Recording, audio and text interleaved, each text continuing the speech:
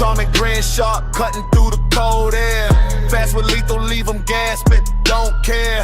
Ladies flock close, whispers like a prayer. Johnny Kush the name, got him caught in my snare. Johnny Kush, they scream my name. Cool Camaro, I'm riding flames. Ladies love me, it's all the same. Johnny Kush, I run this game. Shades low, eyes hidden, but they know me. Swagger too loud, dripping like a gold sea. Jokes fast, wit quick, never move slowly. Talk slick, got them hooked, I'm the trophy. Gassed up, turbo boost Camaro on the loose. Charming but Rufus, I'm the truth, no excuse. Ladies call me fire, I'm the one they seduce. Johnny Kush, handsome devil, let me introduce. Camaro roars, echoes through the alleys. Heartbreaker vibes, tearing up the valleys. Mirror checks my face, yeah, I'm the finale. Johnny Kush, legend born, no finale. Johnny Kush, they scream my name. Cool Camaro, I'm riding flames. Ladies love me, love me, love me.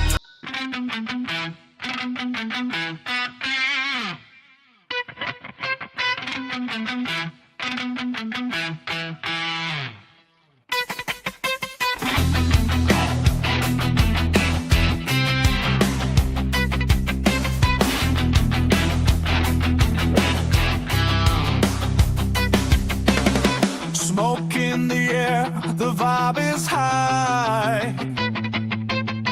Two stone minds under a savage sky. Marco laughs, Johnny screams. Dreams collide in hazy streams. It's like fire, beats collide. Reggae pulse with metal pride. Two stones, laughing, raging minds unsold. Two stones, reggae beats and metal tones. Reggae beats and metal tones.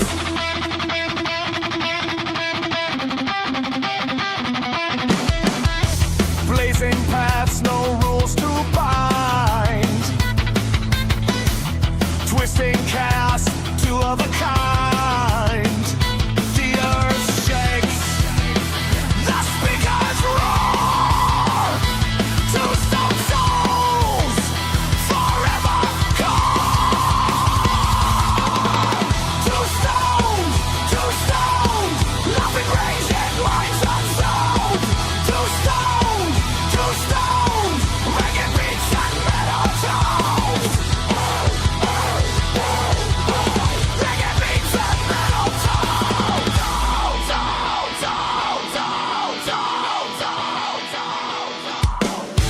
Smoke and steel, the clash is real.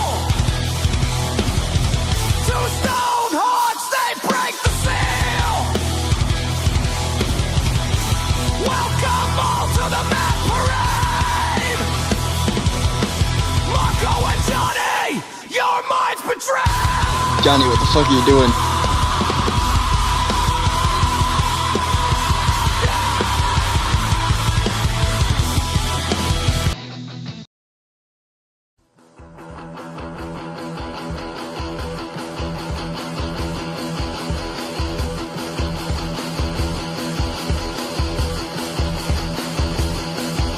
The moon is full and the stars are aligned and the sky is an eerie black. It's the night of the biggest vampire on the hunt, on the attack. He spreads his wings as he takes from the air like smoke from a roaring fire. Salivating for a little slice of that sweet carnal desire.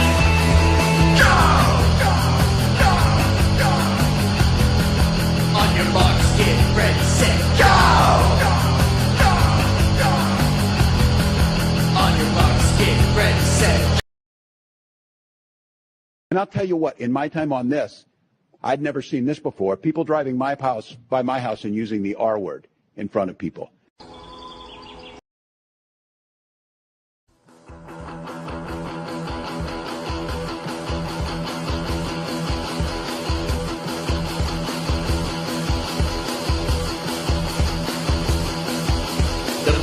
is full and the stars are aligned and the sky is an eerie black. It's the night of the biggest vampire of the hunt on the attack. Spread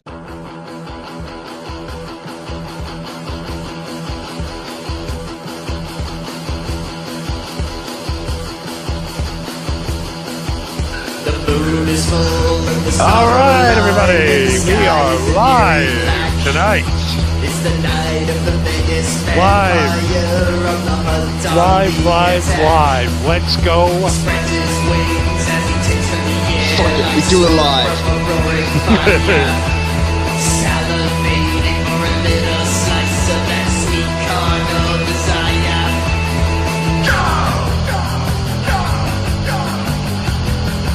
On your marks, get ready, set, go! I'm gonna have to write Rick a sternly worded email, but that would mean I'd have to read his emails to begin with. Live from Las Vegas, Nevada, and the Pacific Northwest. This is TWO Stone Rooney. We're live tonight from Las Vegas and the Pacific Northwest, and we are having difficulties, but we are here, we are live, we are going strong as ever. Yeah, why? When have we ever done a show without difficulties? Why would it make it too easy for us, right?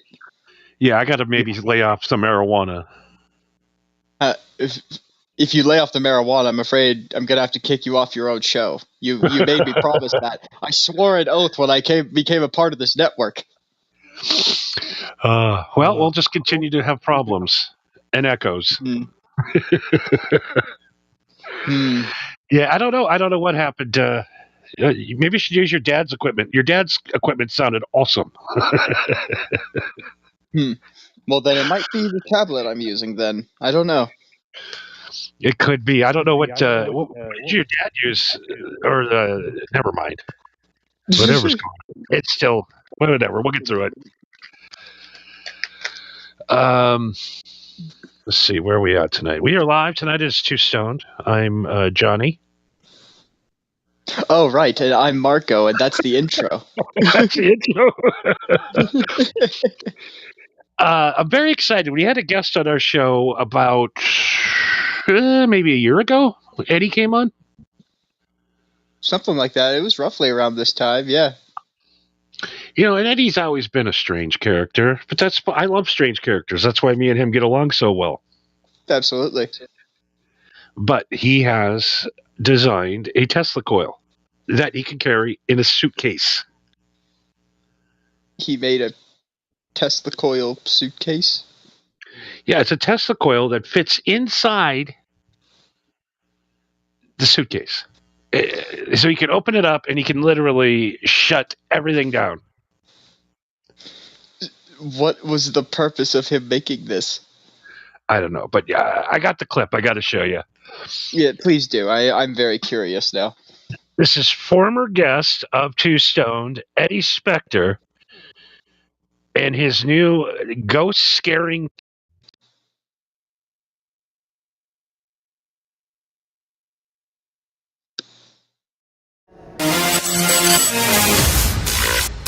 All right, so I believe this was on A&E. Spector has made this machine with a Tesla coil.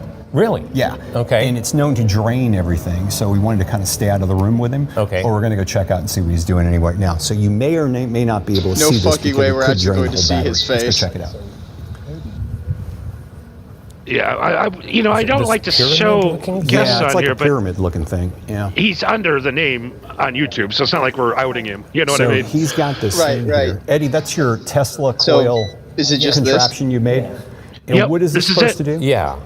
Okay, I gotta tell you some history about this place. Yeah. Well, now I have a question first. Do I need to wear a lead apron over certain areas or anything? It's very experimental, so Okay. Just let the same clip over and over again. Yeah, We should be nice. safe be then. about yeah. 10, 15 feet away. Okay. He's Yes, a, it does, our EMF meters will just go haywire if you get very close.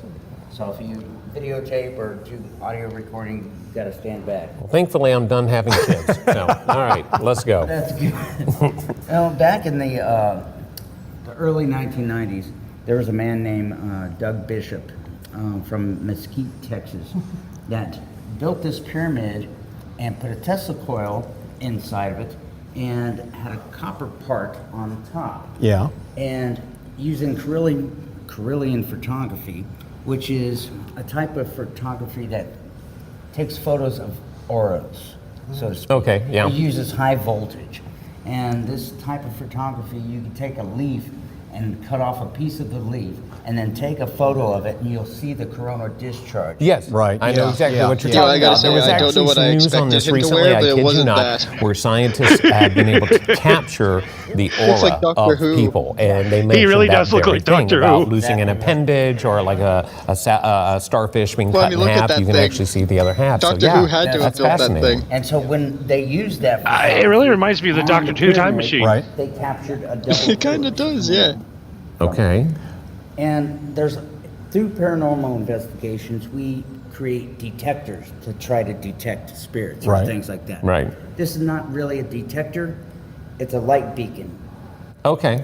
for spirits to know that we are here.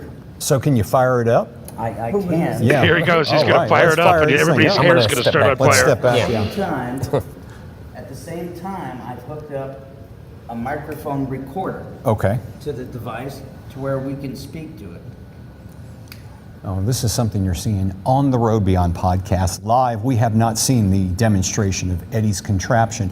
Is there a name Eddie's you've made for this, contraption. this machine? As humble as I am, it is called the Spectre device. Okay, the Spectre device. All right, makes Okay. sense. Makes This is sense. Eddie All right. Spectre. Spectre Let's- device let's- or Let's fire this baby up. Eddie Spectre with the Spectre device, everybody. So, has it ever been Former shot guest filmed and before? welcome guest. Welcome to return. Okay. Guest. Okay. All right. Once again, we're bringing you unique content of the Spectre device. all right, do this. What you're hearing is my voice through the electricity. There's no speaker in that thing. So I can say, if anyone is here, please speak to us. We are here to help you. And you have to be very careful. It will give feedback. Oh, yeah. Well, when you think about it, speakers, since I'm in radio, speakers, microphones, everything really work off of magnetics and electricity. So it Yeah. makes a lot of sense what you're doing here. You're just kind of energizing the process to draw, hopefully, spirits near. He's talking into a Tesla coil. If anything, it's hypnotizing. You know? Like, I don't think these people know how amazing this Been a is. process in the making for many years. What made you come up with this? Well, through that experiment that I read about back in the early dial-up days when I went on the internet Yeah. and noticed that somebody did that. I learned of Kirlian photography and I said, I've got to build this one day. I just got to build it. And that inspired me, especially this event Yeah. at the Hotel Galvez. Yeah. I just had to do it. And you can hear Do you echo see the from coil on the inside from spinning? the microphone through the device. Okay, so we're going to let Eddie work with his Goddamn, look how device for a tiny that while. fucking Tesla Let's go coil check out is. the Ghost Hunting Beauties and see what they got going on. Oh, yes. Apparently, one of them's seen a ghost. Already? Not tonight, but in the past. Here at the gallery? Yeah, I Okay. saw a woman walking around one of the ledges up there, and they have the balconies all closed. Oh, wow. All right, Eddie, you let us know if you have anything with You got this, a if you get radio. anything interesting. Absolutely. All right, Okay. We're going to go check them out. All right. Let's go. Let's go. Fucking, he's gonna blow himself up. I'm afraid. Yeah. The fact that he figured out how to make a Tesla coil is very concerning. Just that So, fact alone is very concerning. Regardless if that thing actually does draw spirits, the fact that he actually made one is concerning enough. Not only that, I'm impressed with the special briefcase Right? that goes in. Oh my God, Eddie! I love that he shaped it into a pyramid. He made it look mystical as fuck. I mean, you can see the electricity. I got it up on my big screen TV. You can actually see the electricity going in there. Yeah, that's. I Now, would he love could to have him literally- on to have him talk about it in detail because that is very fascinating. And you are right. I don't think those guys even know what they're looking at. They have no clue the amazing machine that man's built. So hopefully, next week we'll get him on. Yes, so he can explain properly if he can disclose any of that information, I'm sure. Oh God! So it's too stoned. I'm just amazed by Eddie. That guy, and you saw at the very beginning his cool ride, right? Yeah. I mean, this thing is badass. Yeah, at first when he started talking, I realized so I didn't think it was Eddie him. Yeah. Spectre But has then when made he this started machine talking into the with a Tesla- microphone, I was like, "Oh fuck, that is him." Yep, and you can tell Eddie. The guy's a fucking genius. Yeah, the fucking hearse with the skeleton and the Ghostbuster sticker, like, goddamn. Like- The best Eddie Spectre story, I think, when we had him on the first time, we told that is he used to do real stories of the FBI. They hired him for an actor. Yeah. You told me that. We talked with him about that. Yeah. And he's in the store one day, and some guy comes up. You're a real piece of shit doing that to those kids. How are you out of prison? And he's like, I'm an actor, idiot. Yeah, I'm an actor. So if you got offended by what I did on that show, then I guess I did a good job. So thank you. Yeah. So this week has been the focus on what I talked about when I went to the last Vikings game I went to, and how those Somalians are dangerous and they're scary. What does that have to do with the Vikings? Well, because they're in Minneapolis. The Somalians? Yeah. So like groups of them will just sit there, like on the sidewalk, and stare at you, waiting for one person to say something so they can jump you and machete you. And you have proof of this? You know, there's President Trump himself called it a shithole now, like I did. It's a shithole up there. Okay, well, it may be a shithole, but that doesn't mean that there's dudes with machetes looking to chop heads off. Oh, there is. I'd have to see it for myself, man. All right. Well, next show I'll show you. I'll put a gag reel together of all the machete arms being cut off in Minnesota. It is no joke. No, dude, you don't have to do that. Just show me fucking news reports or something. You know what I mean? I know. I mean, even to the point where the Trump called the governor a And I'll tell you what, retard. in my time on this, I'd never seen this before. People driving by my house and using the R word in front of people. Tim Walz is a retard.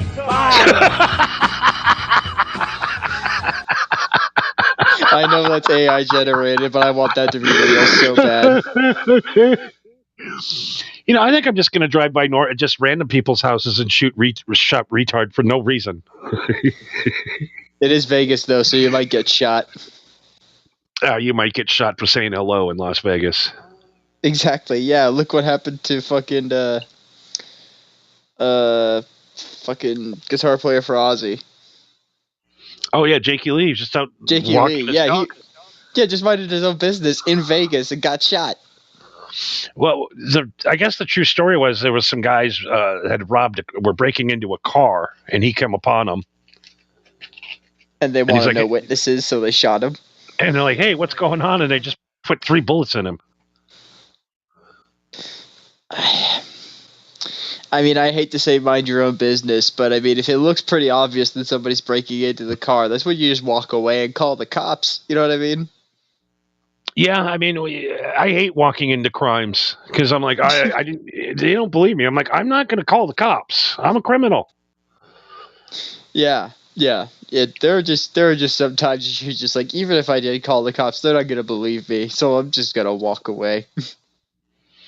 Yeah, I got to find the mayor of Minnesota. The Somalians invited him over for dinner. Oh, I did see that. Yeah, and he was literally gagging.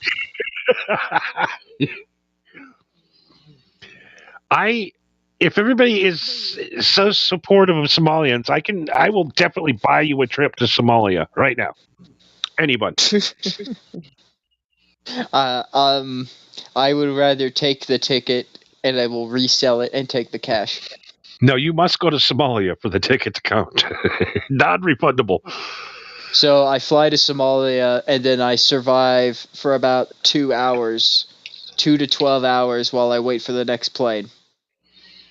Yeah, I mean, everybody's in such support of Somalians in Somalia. Let's go on a vacation to the Somalian coast. What do you guys say? I'd rather, with the money that it costs to go to the Somalian coast, I'm sure I could go to a million other places.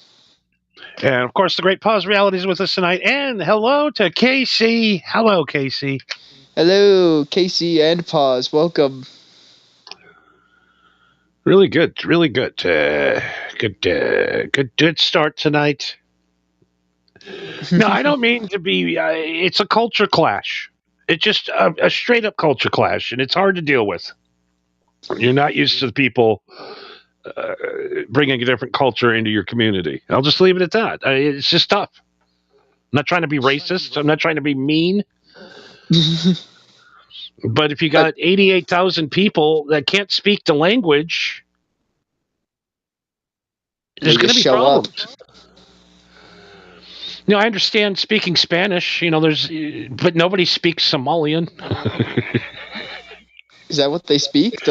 I'm not sure. I don't know anything about Somalia, to be honest. I'm an American. I don't know shit. Yeah, maybe. I know a lot of some African countries speak English. I don't know what they are. Are they clicking?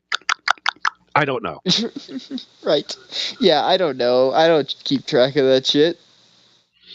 So, speaking of Somalians, this weekend, Wisconsin, a lady called 2 black people the N-word and gave them the finger at the Cinnabon. The employee. Do you know why she flipped? Do you know why she flipped out on him? I'm gonna guess because they ran out of the specific flavor she wanted. No, this is the employee. Is the white girl. The white girl's the one working there, and the Somalians. Okay, I'm guessing. I'm guessing they didn't tip. No, the husband said that she should cover herself up. She's too revealing, and it's disgusting that I have to buy a Cinnabon from a pig like you. So she just cranked it to 11. And she says, "You know what? N-words, get the fuck out of here, N-words. I've had enough of you N-words," and gave him the finger. She got fired from Cinnabon. Yeah. I mean, I like Cinnabon. I think it's the best. Especially if their staff is racist. I love racist Cinnabons. Oh, they're the best. They're way better tasting. Somehow the racism makes it more sweet. So, of course, she got fired from Cinnabon, and they set her up She has raised $137,000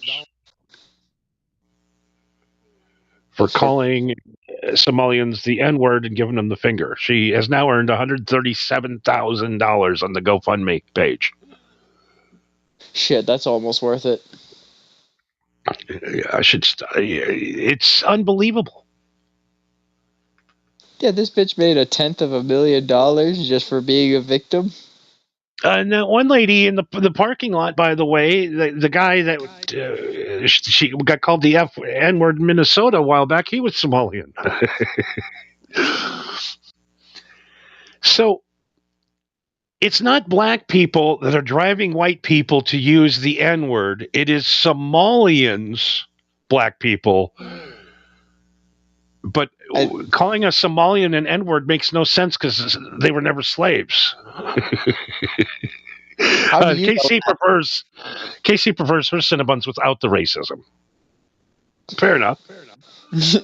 Listen, I'm not entirely sure what goes down at the Cinnabon near me, okay? I don't know what the staff do in their off time. The only time I've ever had Cinnabon is when I'm at the airport.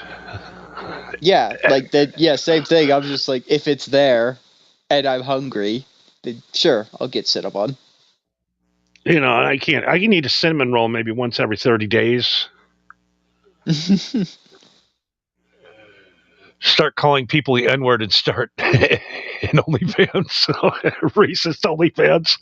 I just go online and say racial slurs for 8 straight minutes. That would probably work. To be honest.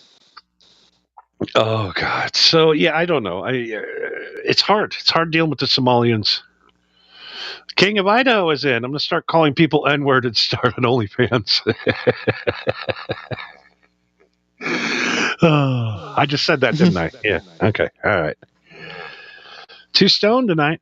Not quite there. I was 2 stone last night. I'll tell you that. Oh yes, you were zoning out pretty hard at certain points. It was great.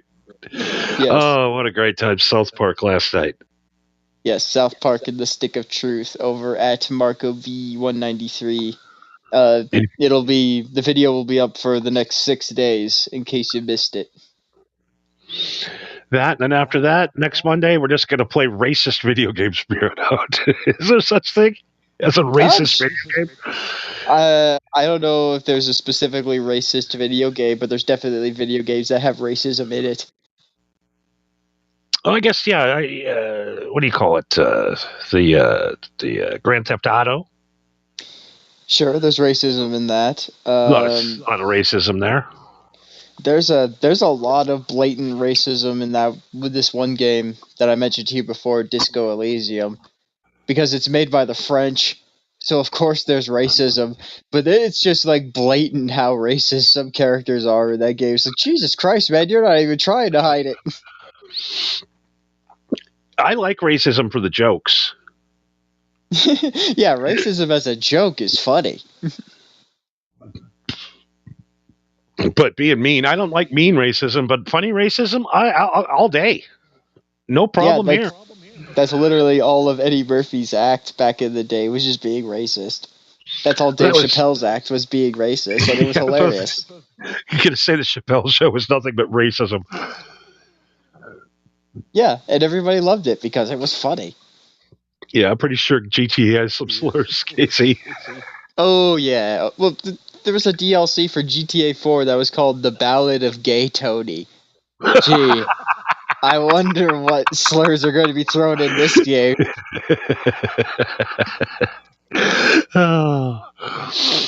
At least it's not full of Sebastian Maniscalco. The hell's that? That fucking bad comedian. Oh. Yeah, racial slurs. What are good racial slurs? Let's see what racial slur gets us off YouTube tonight. Let's play a game. That sounds like a great idea, actually. If we were exclusive on Rumble, maybe. I went to print out the forbidden words on YouTube. It's 175 pages. How is it 175 pages? Everything that we say is against community guidelines. Okay. That anybody does. Okay. That does a video. Like, so, like what? Gay butt. Okay. Gay butt stuff. Gay pride is okay. But that's it. That's the only thing you can say. That's the only thing you can have gay in is gay pride. That's it. Everything else with gay in it, demonetized. So what you're saying is we don't even have to bother trying on YouTube anymore. No. I mean, there's no way. Check it when you're bored. Sometimes people Google words that could be led to demonetization on YouTube, and it goes on forever. Butt pirate. I mean, every goddamn funny thing in the world you cannot say on YouTube. That is absurd. Ginger Avenger. Pause. Oh God, I tell you. Yeah, I don't know. If I was gay, I don't care.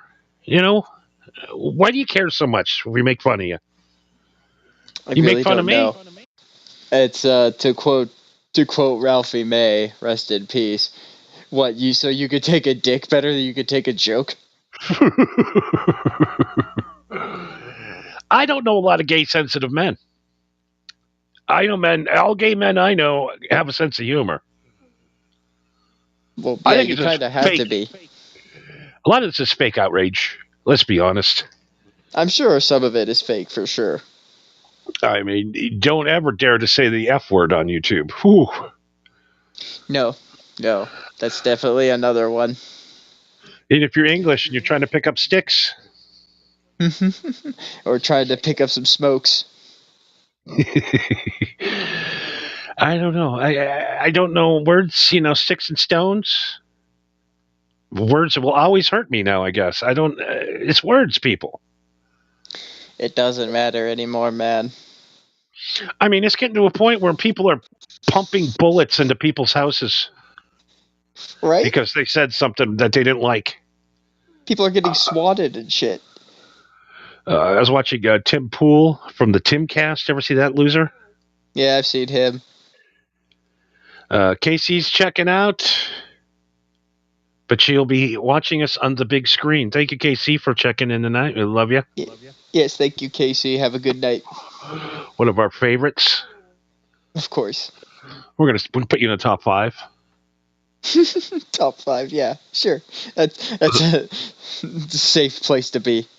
Yeah, I'm thinking you got Pause. He's number 1. Yeah, for sure. And then, yeah, KC. I don't know. Cookie. I think Cookie Man might have went up to number 2. But you're definitely in the top 4, KC. The top 4. Top 4 for sure. Yes, go get some. You could rest easy knowing that you're in the top 4 of this show. Yes. Out of all 20 people that listen tonight, you're going to be number 4 on our favorites. It's a prestigious list, as you can tell. You're in the top 25%. Oh, Jesus. So, yeah, Casey, thanks for hanging out tonight, and we will continue moving on with more racial slurs, everybody. I mean, come on, let's go. I mean, it's literally on the docket. I see it right here. It's on the show rundown. Yeah, it's right here. I didn't write this. Someone just handed it to me. But it says in big letters, only white slurs. Huh. Honky? Well, that's one. Yeah. Cracker. That's another one.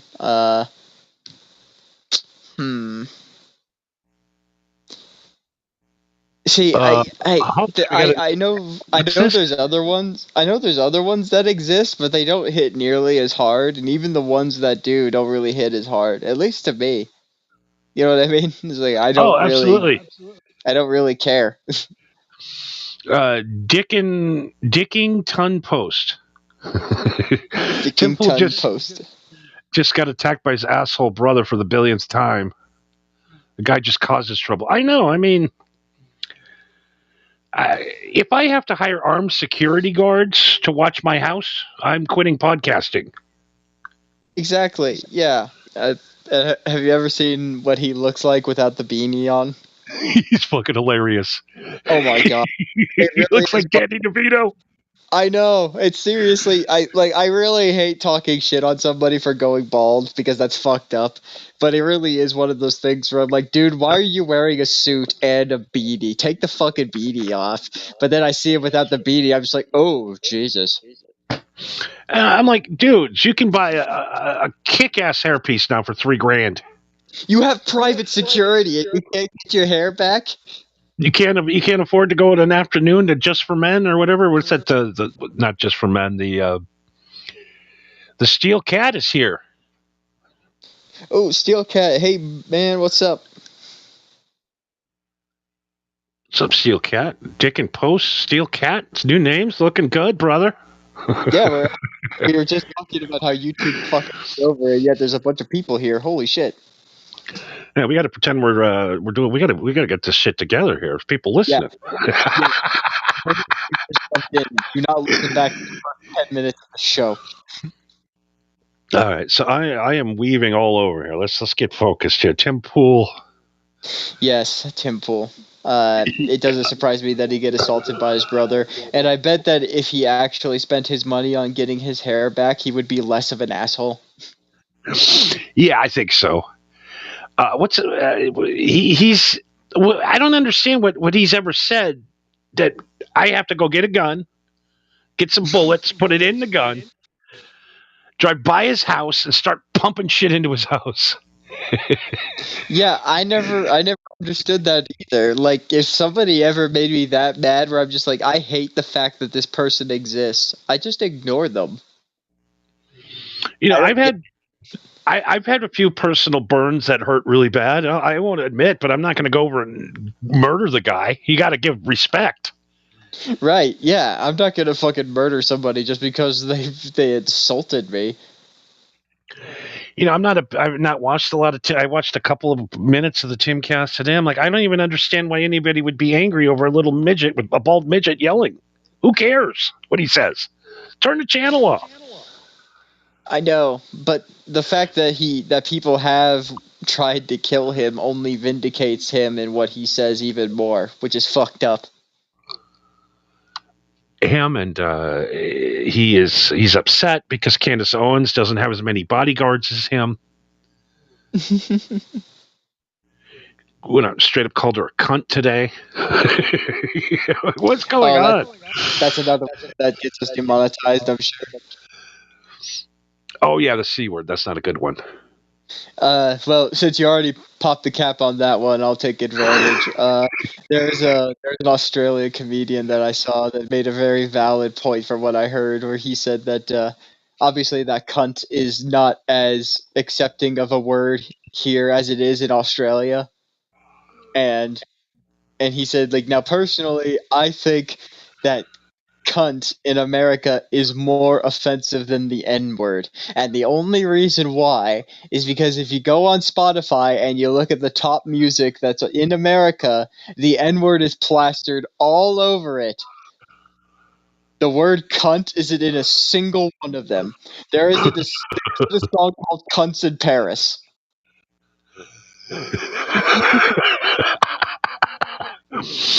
Yeah, I remember Jim Jeffries did his TV show, and he's Australian, of course, and he was in an airplane, and he's like, "Why don't you move over, you cunt?" Yes. The whole plane just shut down. Yeah. I have an Australian friend who told me about. He actually went to Vegas when he visited America. He just did the thing where he hopped around to various cities on this big tour for like a month or something, and he went to Vegas, and he said that he came across this guy who was just this big, tall black dude. Like, he looked like a linebacker for a football team. You know what I mean? Like, this dude looked like he was one of the bouncers or some shit, And so this dude was just just dressed up, like suit and tie, like seemed like a normal dude. And he's at the roulette table and he put it all on red. And my buddy stuck around and watched, and he fucking won. And without even thinking, he just looked at him and went, "You lucky cunt." And he said this dude immediately whipped around and got in his face like, "What the fuck did you just call me?" And he said that he immediately like cranked up the accent. He's like, nah, mate, Australian, I'm sorry. Like, I'm not trying to insult you. I'm just saying you were lucky. But yeah, the dude immediately pulled it back and was like, oh, you're Australian. My bad, man. And he's like, no, it's fine. But he's like, yeah, that shit almost got me killed. That's an extreme term of endearment in Australia. Yeah, it means they like you. I'm going to give some women advice to all men out there. All right? When you first start dating, on the second date, call your girl a cunt. And if she flips out and goes apeshit crazy, you're going to have problems. If you call your girlfriend a cunt and she laughs and calls you a prick, that's a keeper. True. Because any woman that freaks out when you call them a cunt is a cunt.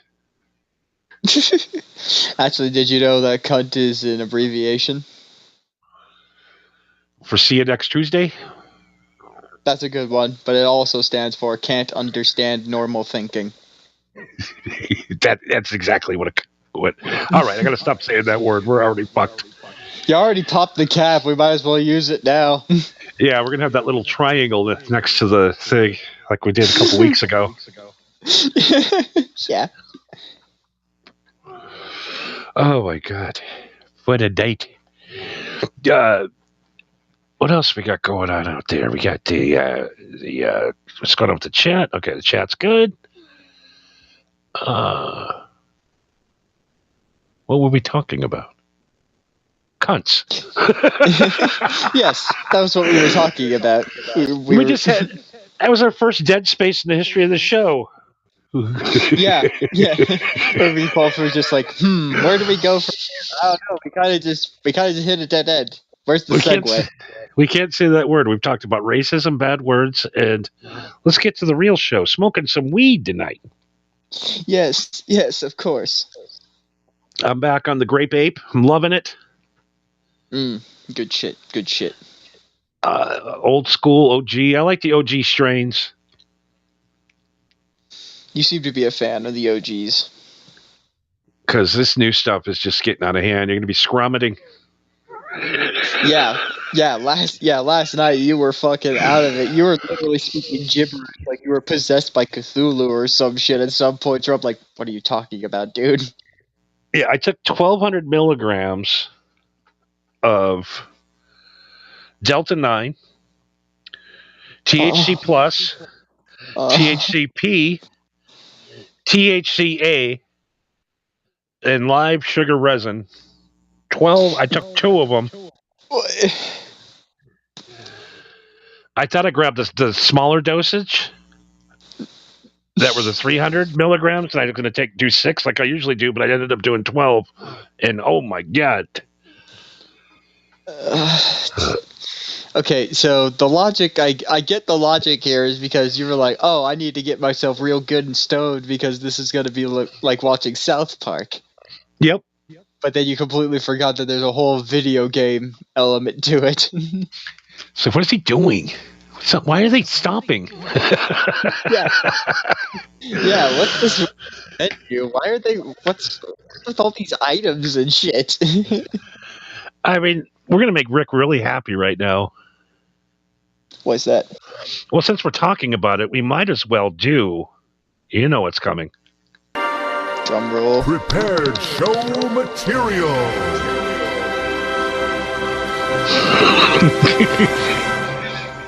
That's probably the best thing that I've ever made out of Sora. Sora, the most racist. Speaking of racism, the racist. I don't know if I'm stuck in a racist algorithm, but them gorillas with those jokes. Oh my god.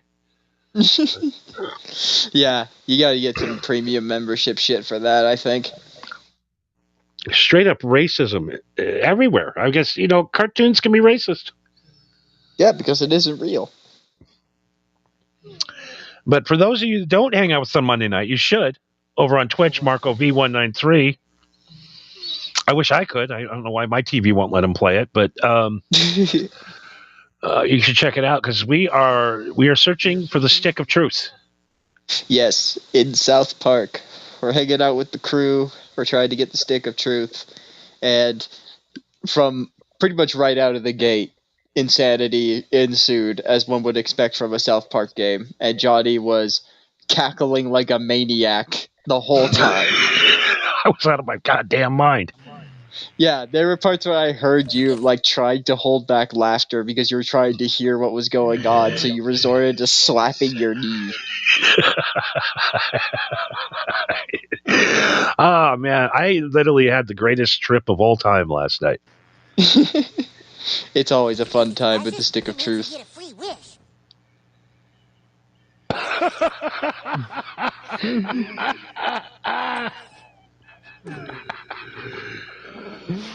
Oh my god. I can't even breathe. So that tells me you're not ready for what's about to happen in this game. This might be the greatest video game ever made.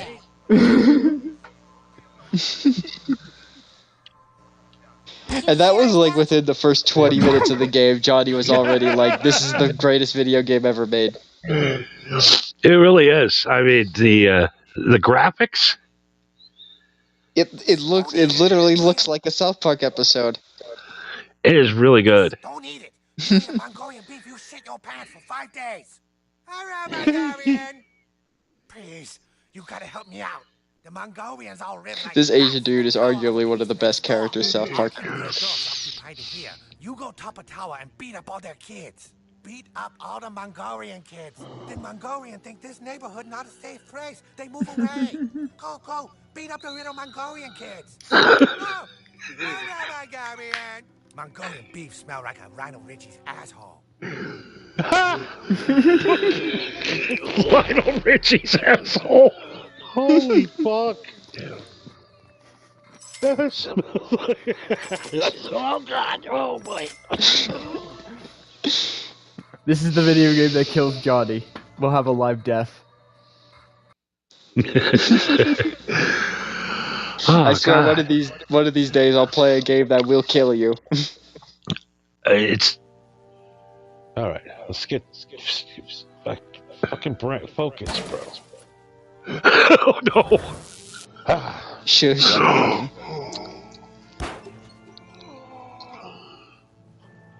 Fucking deviant. Oh my god! What the? Hold on a second. Time out.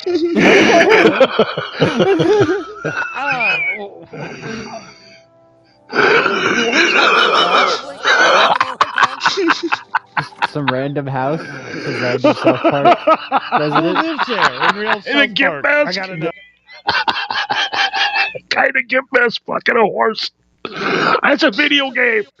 Yeah, the thing that kills me about that though is that you were literally telling yourself like, okay, I need to focus. This is a video game because you were just like, I'm losing my mind, bro. I need to focus. And then I opened the door and that shit happens and you just snapped away.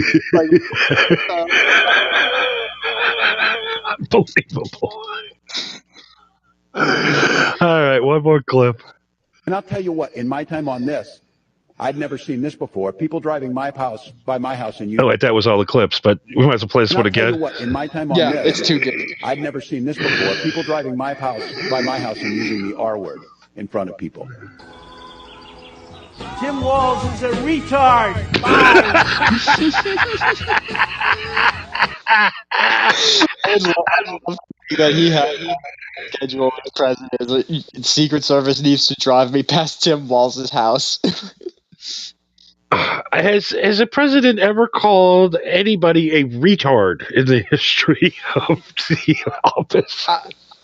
I'm sure it's happened before, but not literally like that. They always have some like diplomatic way of saying it, like a workaround of saying it. Like one example I could think of is that I believe it was Andrew Jackson. There was one president that we've had a few after Jackson, and Jackson didn't like him at all and would constantly describe him as that little bastard from the West Indies. Now, normally that wouldn't be allowed, especially in that point in time, but he was technically the shortest president we've ever had, so he was little, and his mom was from the West Indies, and he was born out of wedlock. So, technically it wasn't slander. You know? Yeah, it's great to have a president just talk shit. Oh yeah, I've said it before. I miss hearing stories of when politicians would get so mad at each other. They'd just be like, "Motherfucker, you get over here and fight me," and they would just beat the fuck out of each other on the Congress floor. And they didn't bother changing that until like right before the Civil War, or after the Civil War, or some shit like that, where they're just like, "Okay, this is getting us nowhere. We're just beating the shit out of each other." Yeah, I remember you used to be able to shoot a guy just for being an asshole. Yeah, it was a duel of fucking honor. Andrew Jackson infamously participated in over 200 duels in his lifetime. I think it's still legal to have a duel in South Carolina.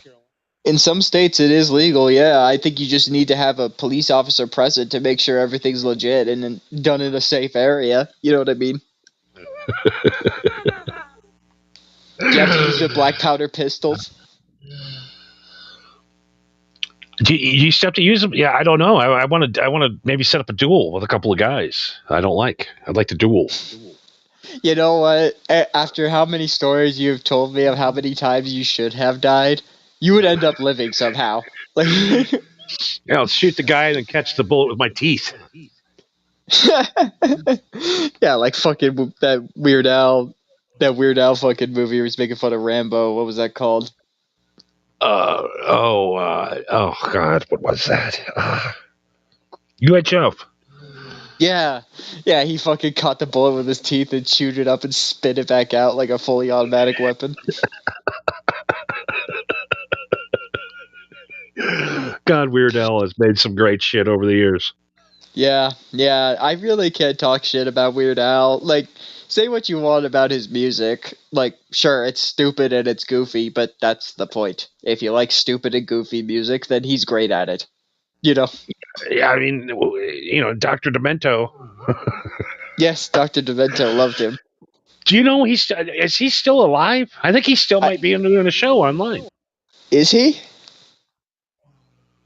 There's no fucking way. I'm pretty sure he's dead. God, he was old back. Stupid and goofy music, then he's God, he was old back in the day. Yeah, here, I'm gonna Google that real fast, actually. Dr. Demento. He's still alive. But he is retired, apparently. He is 84 years old. Yeah, I think he still does an online show every week. Huh. Or he did up to a point. Right. Well, if he's still doing it, then I would love to listen to it. Because I came across some fucking crazy shit listening to old Dr. Demento.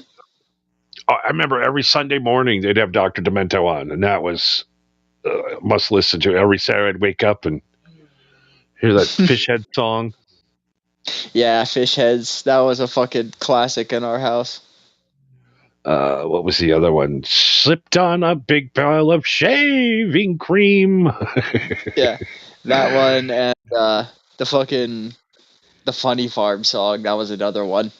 They're coming to take me away, haha. Yeah. I love that song. And then morning DJs started doing it and ruined it. Yeah. Like there was a point in America where the only time you heard goofy songs was 10 to 12 a.m.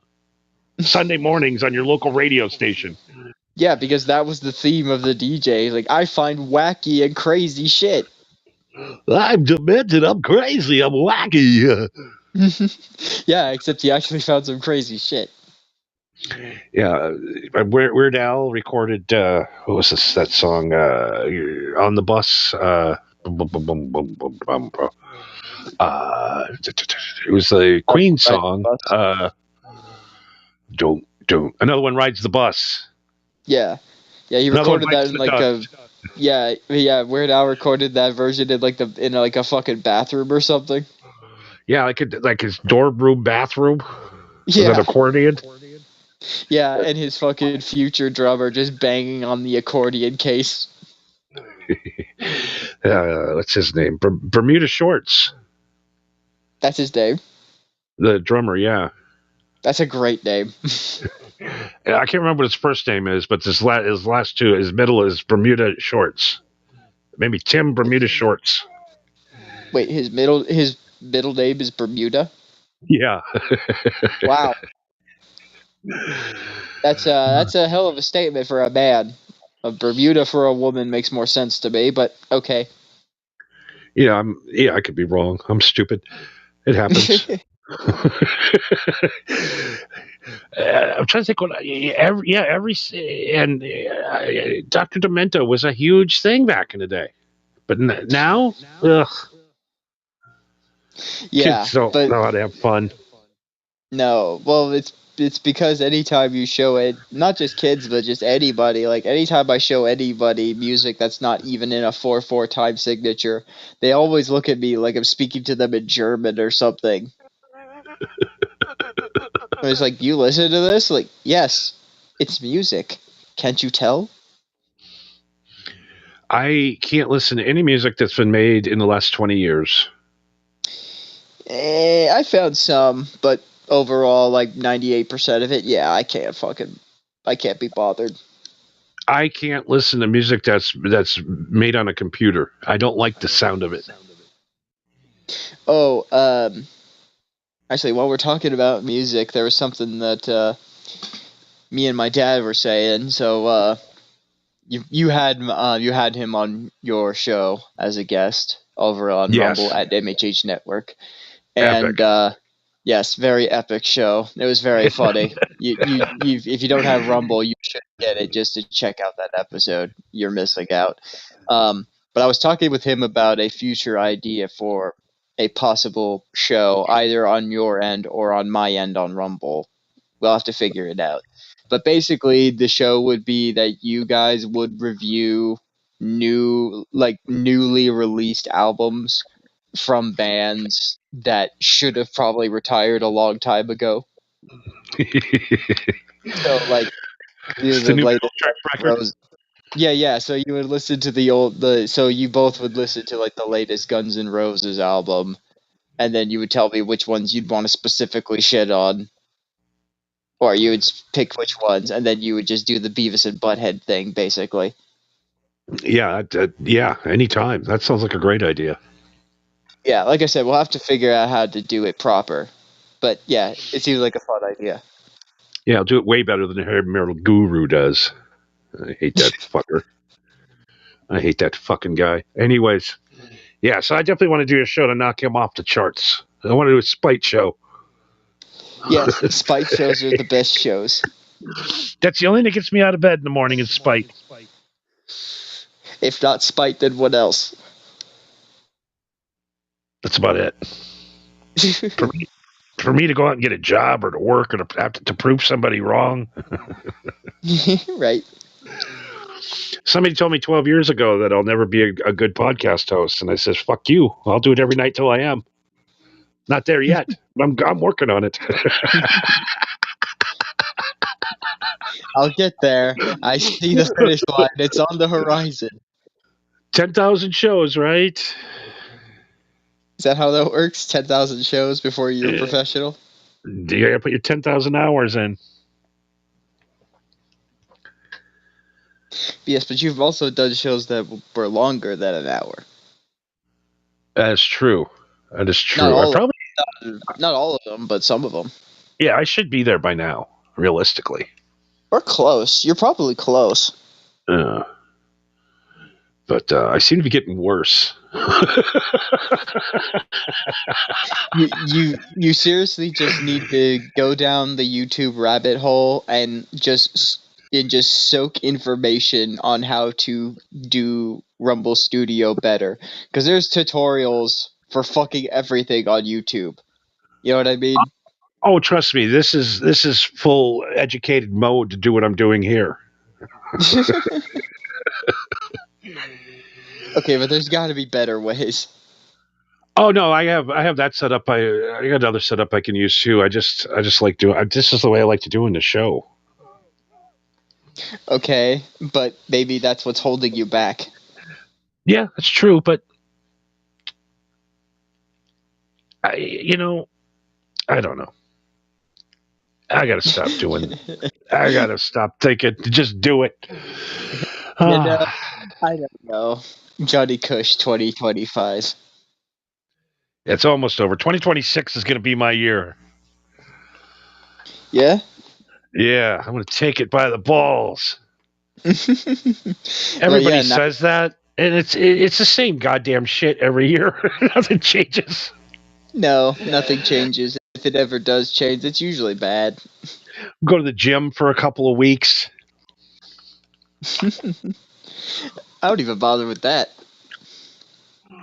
Going to the gym is really working out is going to end later in life to hip replacement, joint replacement, arthritis. Your body's not made for that kind of abuse to it. if you're trying to work yourself out to be the strongest you could possibly be, then yes. But if you're working out just to keep yourself fit and not fat, yeah, it's not that big of a deal. Pumping iron is terrible. Have you ever seen a guy that's pumped iron in his 60s that can walk normal? Or alive.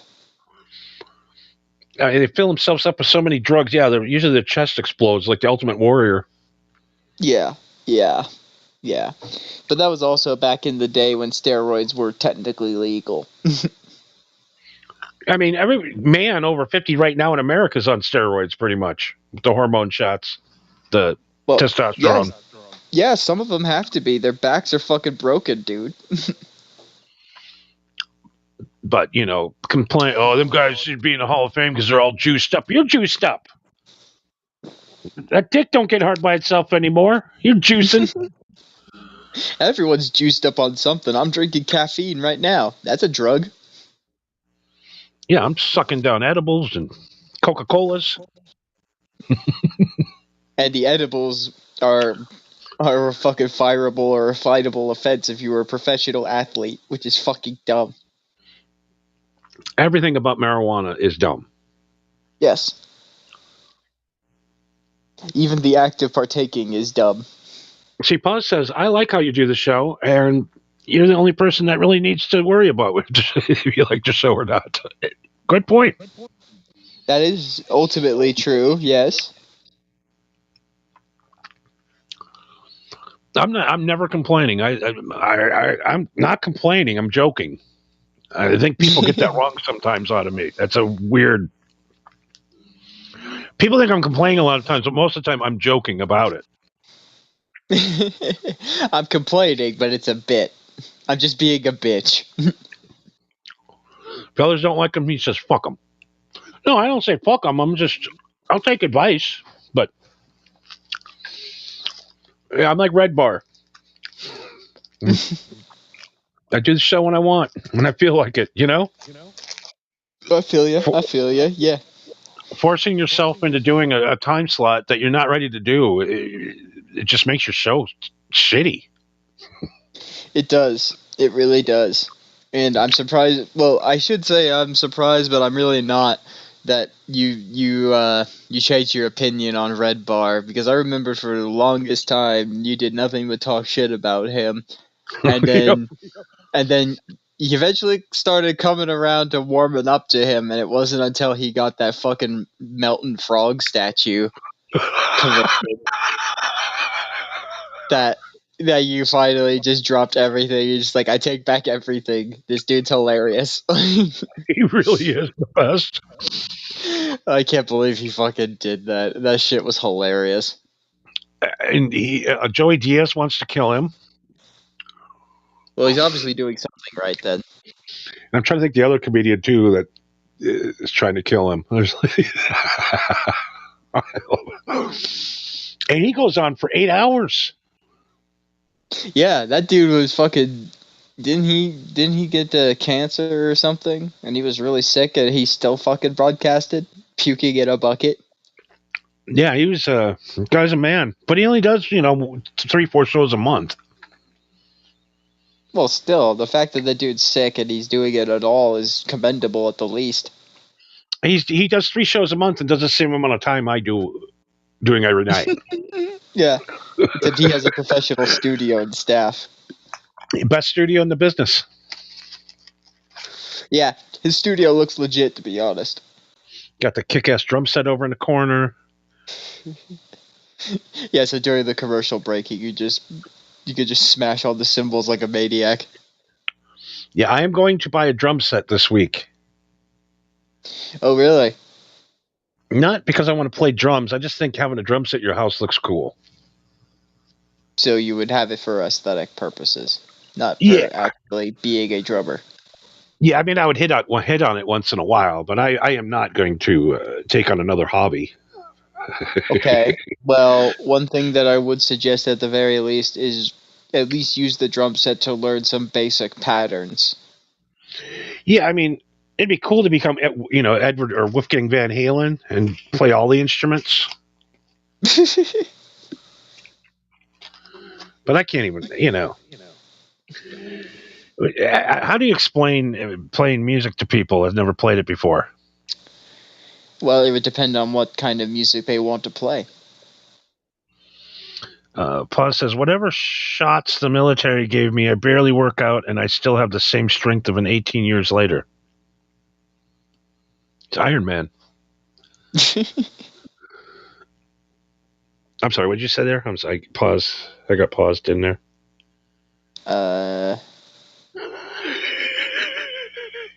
Segway? Segway? Segway, por favor? Yeah, I think the weed is starting to kick in to me a little bit. We got a little bit of time to go. We ain't too stoned yet. I know, it started to kick my ass a little too early. Oh, God, we got our show material out. What is going on this week? Pause. Okay, we got... So, the marijuana is illegal now to have in your car. Wasn't that the case in a lot of states? And, Johnny, are you angry about it? No, I'm not. I don't think people should smoke weed in their cars. Agreed. I said it. Go to where you're going, get out of your car and smoke. Yes, agreed. Because, when you have your grandma in your car or your boss, you're driving your boss to work and all of a sudden it's cold out and you have to put the defroster on, you're getting fired. It's just weed comes flying out of it. Stop smoking weed in your car. Yeah, there's absolutely no reason for you to be smoking weed in your car. Wait until you get back home or get to wherever the fuck it is that you're going. Yeah, the law is it has to be sealed. Yes. Or if it's not sealed, it has to be put in a trunk like alcohol. It has to be. And I don't have a problem with that. Yeah, it's it does sound like a buzzkill. I'm not gonna lie, but the reason why that this is even a law to begin with is because it's a fucking problem. Yeah, I mean, you don't. I don't know. The motherfuckers that smoke while they drive are the motherfuckers that are making us look bad. Exactly. The reasons why that's the one last thing is dry. That's all they have anymore. It's all they got. Oh, they're selling it to kids, or no, they're not. We went through this a million times. Yeah, why would I give your kids my drugs? They're my drugs. They can fuck off and get their own drugs. Yeah, I'm more of a I'm a hoarder. I don't like to share my drugs with anyone. Yeah, exactly. I paid good money for these. So I hated having roommates back in the day. I would literally give your kid candy to fucking distract them away from my drugs. Paul says in Florida, 3 out of 5 cars where you could smell who's puffing. Yeah. Especially if you're in cities like in Los Angeles or Seattle. Like, there are some places that just reek, and there's nothing you could do about it. Yeah, and it's really ruining the legalization movement. You wait till it's legalized, then you do the shit. Yes. 12,000 citations have been issued in the state of Minnesota for driving with open container weed. 12,000, goddamn! Just this year? In the 3 years it's been legal. 3 years, damn. Big news in Florida today. They passed a thing that you can now grow your own pot if you have a medical card. That's a step. At your house, which I don't like. Yeah, I don't like my own weed. Okay, but if you grow your own weed, yes, it's a pain in the ass to grow, and yes, it's a pain in the ass to harvest, but you can at least grow it naturally, your own way, without pesticides. Yeah, I know, but it's just like growing your own vegetables, and you eat them the first time, you're like, oh, I don't know. I made this. I'm stupid. Yeah, and like I said, marijuana plants are very, very sensitive, very delicate plants, and they're very easy to agitate. I mean, I grew for about 5 years. And obviously that didn't work out. Oh, it worked out great. I just they legalized marijuana. It was it. It's over. So you couldn't get your foot in the door in the legit business? No, I did not have not even close enough money to start up a legitimate grow. It was just way too much. Okay, well then, yeah, that's fair. That is I fair. mean, I was harvesting 20 pounds every 3 months. So it wasn't a lot. Okay, yeah, that's not nearly enough. That's not enough. It was enough to pay all my bills and be able to go out every night. Right. Yeah. But not rich, no. Yeah, not enough to make a business thriving.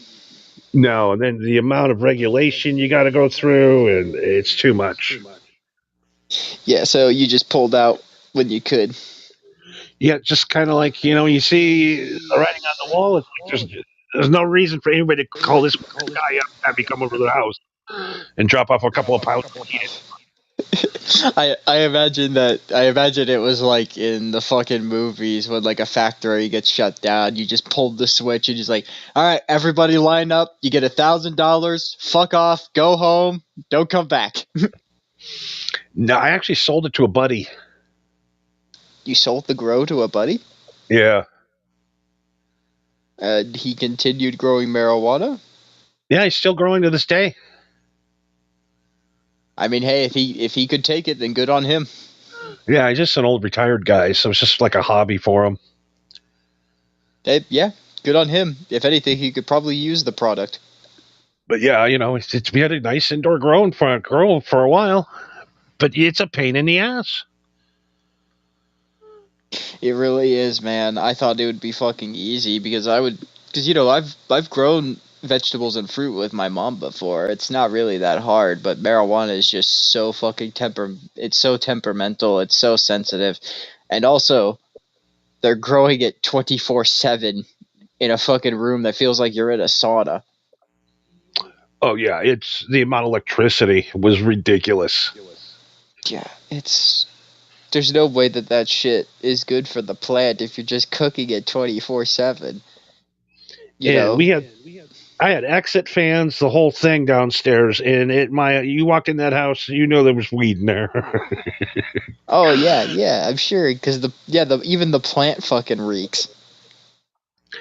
And we had a grow with mold hit us. We had a mold spore and it wiped out a whole grow.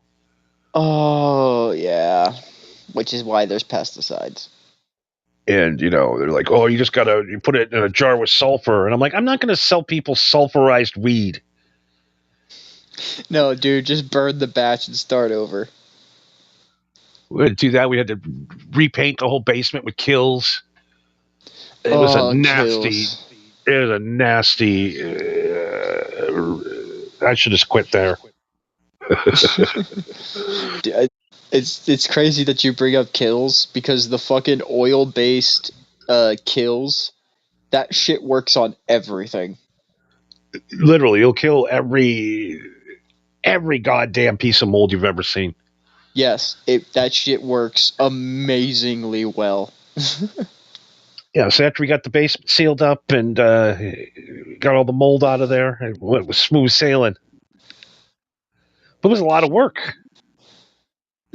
Yeah, and it probably wasn't cheap either.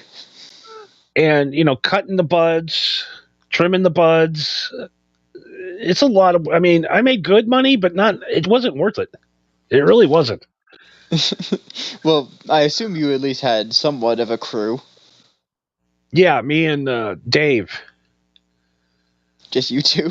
Yeah, it's just us guys. Yeah, us two guys. Okay, well, yeah, that is a decent amount of profit to split, but yeah, that's a lot of work. Yeah, it was 24/7, that job. Yeah, for sure. I'll just throw some weed downstairs and it'll grow by itself, no problem. Oh, Jesus. The rock wall. Growing in rock wall was something hopefully no one ever has to do again. Rock wall? This was it was like rock wool. Are you saying wall or wool? I think it's wool. Rock wool? Rock wall? No, rock wall. Rock wool. I don't know. It's this shit you throw in a bucket. And it puts the nutrients into the plants and the sand. Oh, that shit. Okay. Constantly buying that every month, every 3 months. Yeah, I love going to the store and going, now take a half ounce, please. Yes, I am obviously a gardener. You know, I could sit and bake cakes all day too, or I can go to the store and buy one. I'm gonna go buy the cake. Yes, but unless you know a baker that is exceptionally good, you could also make the cake your own way. But to be fair, I am not a baker either. I don't have the time or patience for that shit. You know, the guy at Fatburger the other day goes, "Do you ever eat anywhere else?" He fucking called you out. Did.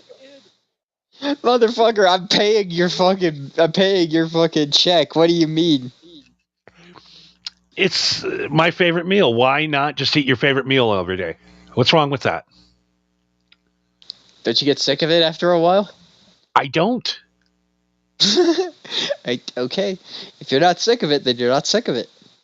Paz says there are going to be drug sniffer drones with the thermal imaging. Satellite scans can give you away easy. Yeah, no shit.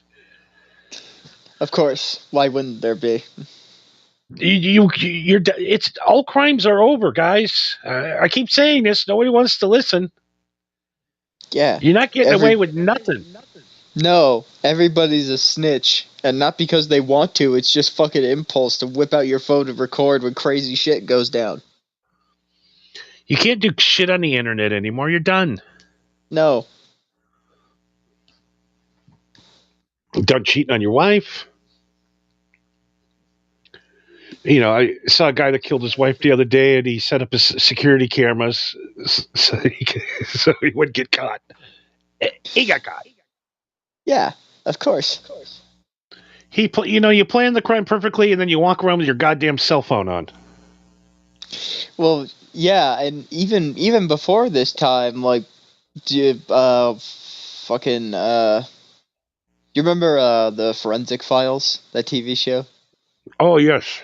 I loved that show. But there was one episode that I remembered where they talked about this one guy that they were chasing down who was a serial killer. And he actually did a really good job of covering his tracks. But the way that they caught him wasn't because he slipped up, but it was because he did too good of a job of covering his tracks. Like they said, like, oh, okay, we know that he was driving this car, and this car is a really rare car, and they only had a certain make and model. So they looked up all of those cars in the area, and they're like, well, there's only 3. One is owned by this guy, and he has an alibi. One is owned by this woman, and she has an alibi. And the third one is in a junkyard and looks like it was set on fire. I wonder which one the murderer was driving. You know? No matter how smart you are, you're not smart enough.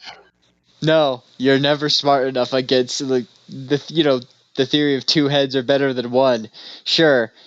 But even if you get a group of stupid people and bash their heads together, one of them will eventually rub enough brain cells to figure out the fucking problem.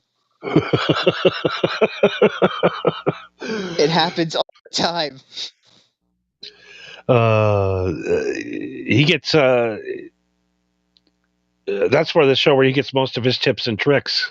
Forensic Files. Yeah, well, there was a fucking post I saw somebody made that fucking killed me. It was, back in the days of Vine. I fucking miss Vine.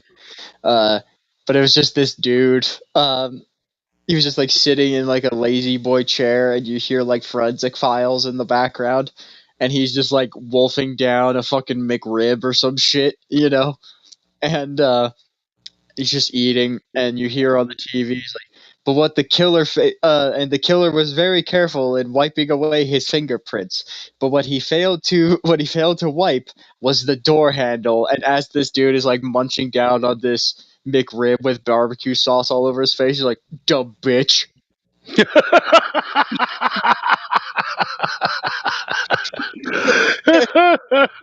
Like, yeah, that's what you do when you watch Forensic Files. Like, you stupid motherfucker, how did you miss the doorknob? Oh, like that guy in I-2 that murdered all those college kids. If he wouldn't have left his fucking knife holder there, they would have never figured it out. Or they probably would have figured it out long after he was fucking gone, at least. You can't leave shit at the crime scene. What are you, stupid? I imagine what happened was he literally just dropped it and ran, and then he didn't realize that he left it until after he fucking exited the scene. He was just like, "Oh, fuck."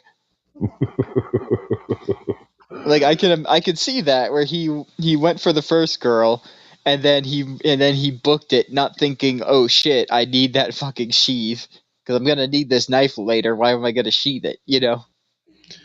You're going to go stab people. You really need a protective case. Yeah, it doesn't occur to you that might be evidence. What was the other thing I saw the other day? Every man sits while their wives are talking to him, thinking, can I kill her and get away with it? I think it's the other way around too. Oh, I know. Most women want their husbands dead. There's no doubt about it. This guy thought he set up the perfect murder plan. He started sending these stalking messages to his wife, mm-hmm. and pretended it was her ex-boyfriend stalking her.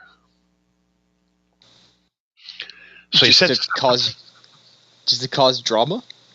Just to cause drama and to think that there's somebody out to get her, and he puts all these security cameras up and all this. Right. And then calls the cops. He goes, "I haven't heard from my ex-wife in a while. Can you do it? She's dead in the garage." Mm. And the guy sent the emails and the ransom and all of these stalking things from his office computer. Like, what the hell? It really do be like that. Where he's just like, you really didn't think they would figure that out? Have you not heard the first rule of the internet, which is nothing is deleted? Well, then they go and they find the IPs of the phones he was sending the threatening text on, and Yes. they pull up the video of him at Target buying the phones. You idiot! They really do be like that. It really is getting to the point now where if you're committing a crime, you might as well just blatantly be like, "Yeah, I'm pleading guilty if you arrest me. Good luck catching me." You know? Yeah, I mean, you can't get away with nothing. No. I'm trying to think, like chicks now are like going to Target and like forgetting to scan a few things. You know what I mean? Mm-hmm, mm-hmm.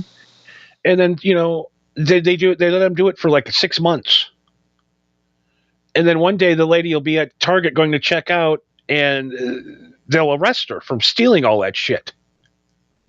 Right. Because you're on film, literally stealing the stuff. Yeah, you really don't think that they're going to fucking watch that shit and wait for the perfect moment to nab you with all the fucking evidence? They don't even need to wait to drag you into the back room or anything. They got all the proof they need. Paz says, "Yeah, my ex was definitely trying to find ways to kill me. Yeah, like running you over with a car, among other things." Yes. I've never understood letting a woman cook you a meal. Because she's a good cook? Yeah, but what if you're having marriage problems? Are you really going to trust that meal? I wouldn't. No. Fucking end up like Tara Reid. Actually, what I would do is I would feed it to the dog first and see what happens. I always like to switch the plates. Oh, that's a good one, yeah. But then it could be that fucking Princess Bride thing. It was like, oh, they're both poisoned. I just grew an immunity to it. Yeah, I would not eat anything my wife cooked. I mean, was she even a good cook? I don't know. I never tried anything. Wouldn't know. I'm going to get a pizza. She says, "Well, I'm making this." I don't care. Eat it yourself. You are incredibly paranoid, my friend. They get a bigger bonus if they stack up the charges. Hiring people to attack me. Calling the time the house blew up off the foundation. Jesus Christ. Hiring people to attack me.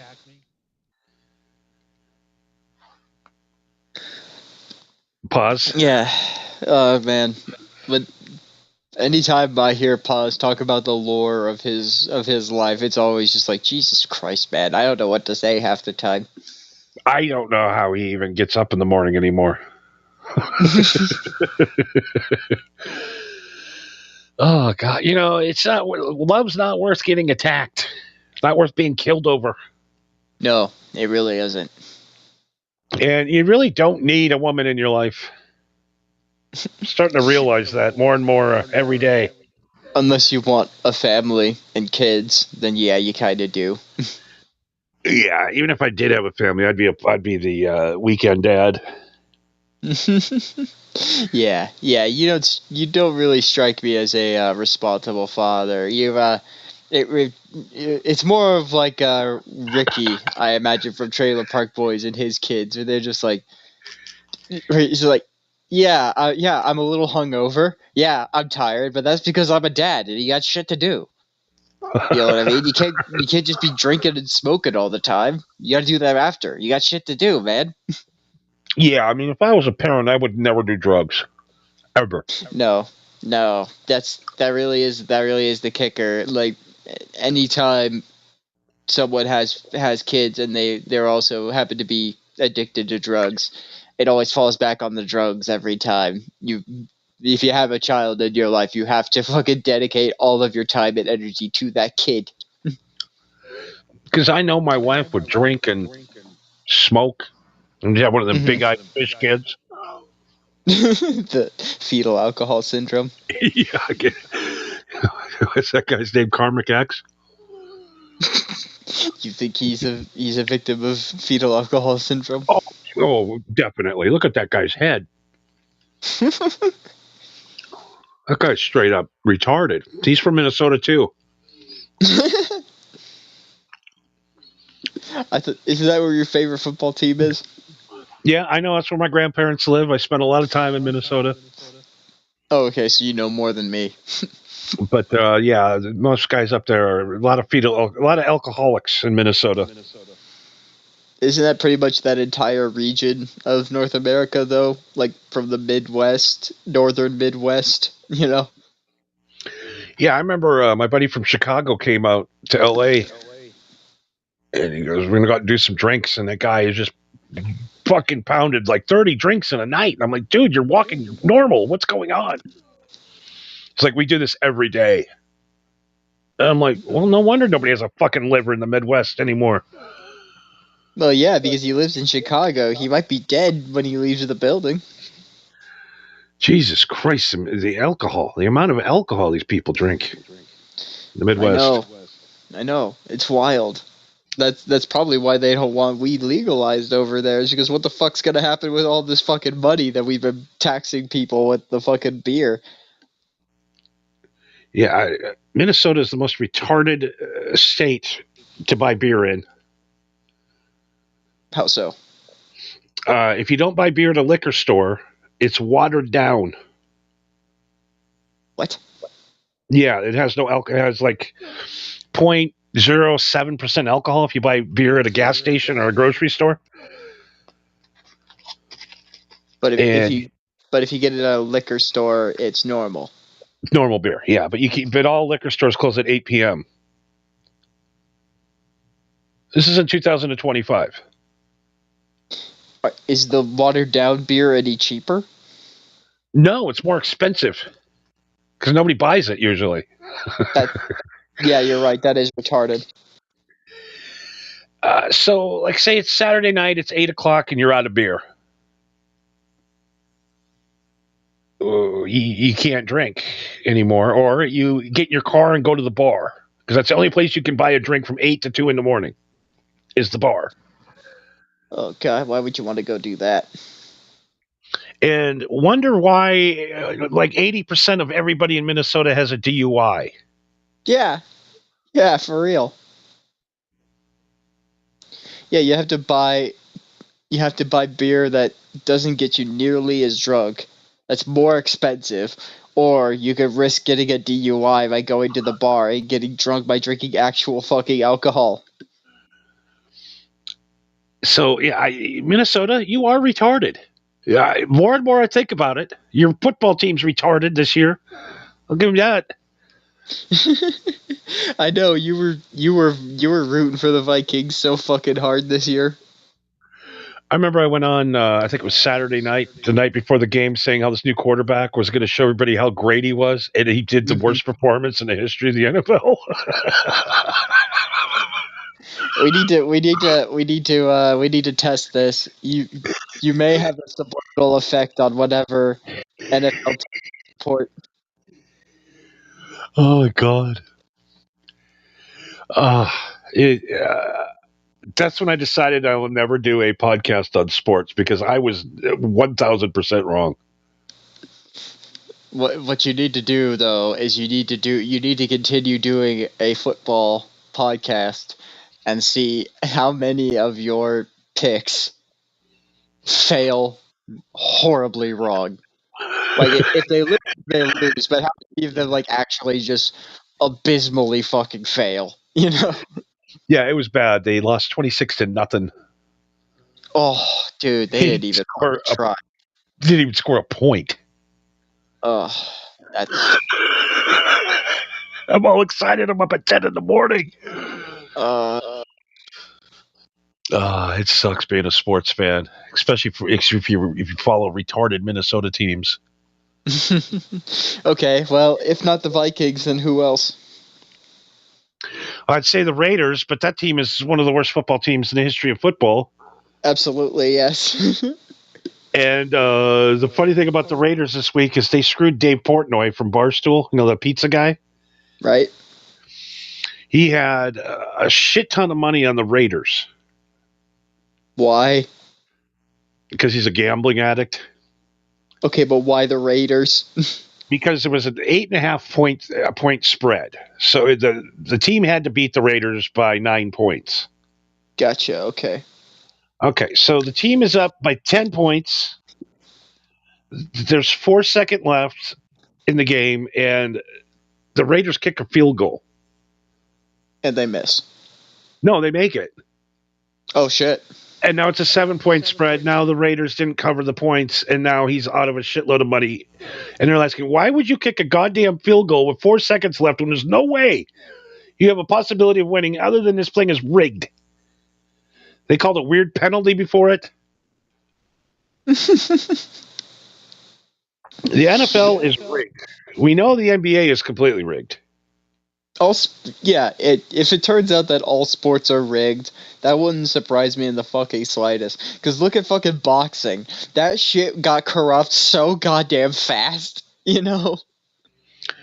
The funny thing is when you buy an NFL ticket, it does not say it's a game. It says it's an exhibition in very small letters on the bottom. Well, yeah, isn't... They say that about boxing and UFC as well. Yeah, UFC is tough. I'm talking about like a guy right now that's like 14 years old that his dream is to be in the UFC, and that is a tough road. Yeah, I got put in mixed martial arts when I was like 14 or 15, something like that. And I thought about it, being surrounded by all these people that wanted to be in the UFC, and I was just like, yeah, being in the UFC and being a fighter seems kind of cool. But then after I went up and I sparred against people where, we didn't go 100%, but like 70, 80%, you know what I mean? He's like, just put some pain behind it a little bit. After I sparred with a few people who actually knew how to fight, and I got smacked around a little, I was like, you know what? I don't like getting punched in the face very much. No, yeah. So yeah, I'll still learn how to fight, but I'm not getting in the cage. Fuck that. Yeah, I'm not getting. There's no way you get paid enough to do that, man. I remember going to a couple of UFC events when I was younger, and I remember sitting there and watching those guys come in, and I go, that guy woke up in the morning knowing that somebody's going to punch him in the fucking face, no matter what. He's getting punched in the face tonight. Yep. See, if somebody tells me if I go to a place and they're going to punch me in the face, I'm not going. Yes, but the agreement is that this guy says I'm gonna punch you in the face, and you say, "Oh yeah, well I think I can punch you in the face harder. Let's put money on it."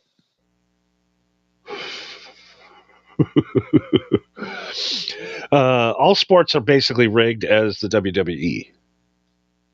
Yes, but the WWE is entirely scripted.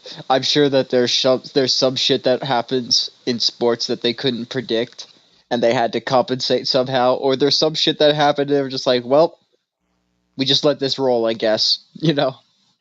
Yeah, I mean, all the young basketball guys are shaving points like crazy. Now, was WWF back in the day, could you bet on it before they admitted it was fake? I wonder. I don't remember. It wouldn't surprise me. People bet on weird shit. I mean, today they do, but even back then, there was people that bet money on the fucking Simpsons on who shot Mr. Burns. That was in Vegas. He will take any action. Yes. Yeah, I remember somebody did that as a joke. They went to Vegas and they were at WrestleMania and they went up to the window and they're like, I would like to put $1 million on John Cena to win, please. The guy just started laughing at him. That's good. I've already said UFC is real. I like the WWE, not WWE. I like AEW. I like wrestling way better than UFC because I might be a little gay. Yeah, you might be, but UFC isn't all that better, to be honest. There are some poses where somebody told me like UFC's kind of gay. I'm like, it's not gay. It's dudes beating the shit out of each other. What do you mean?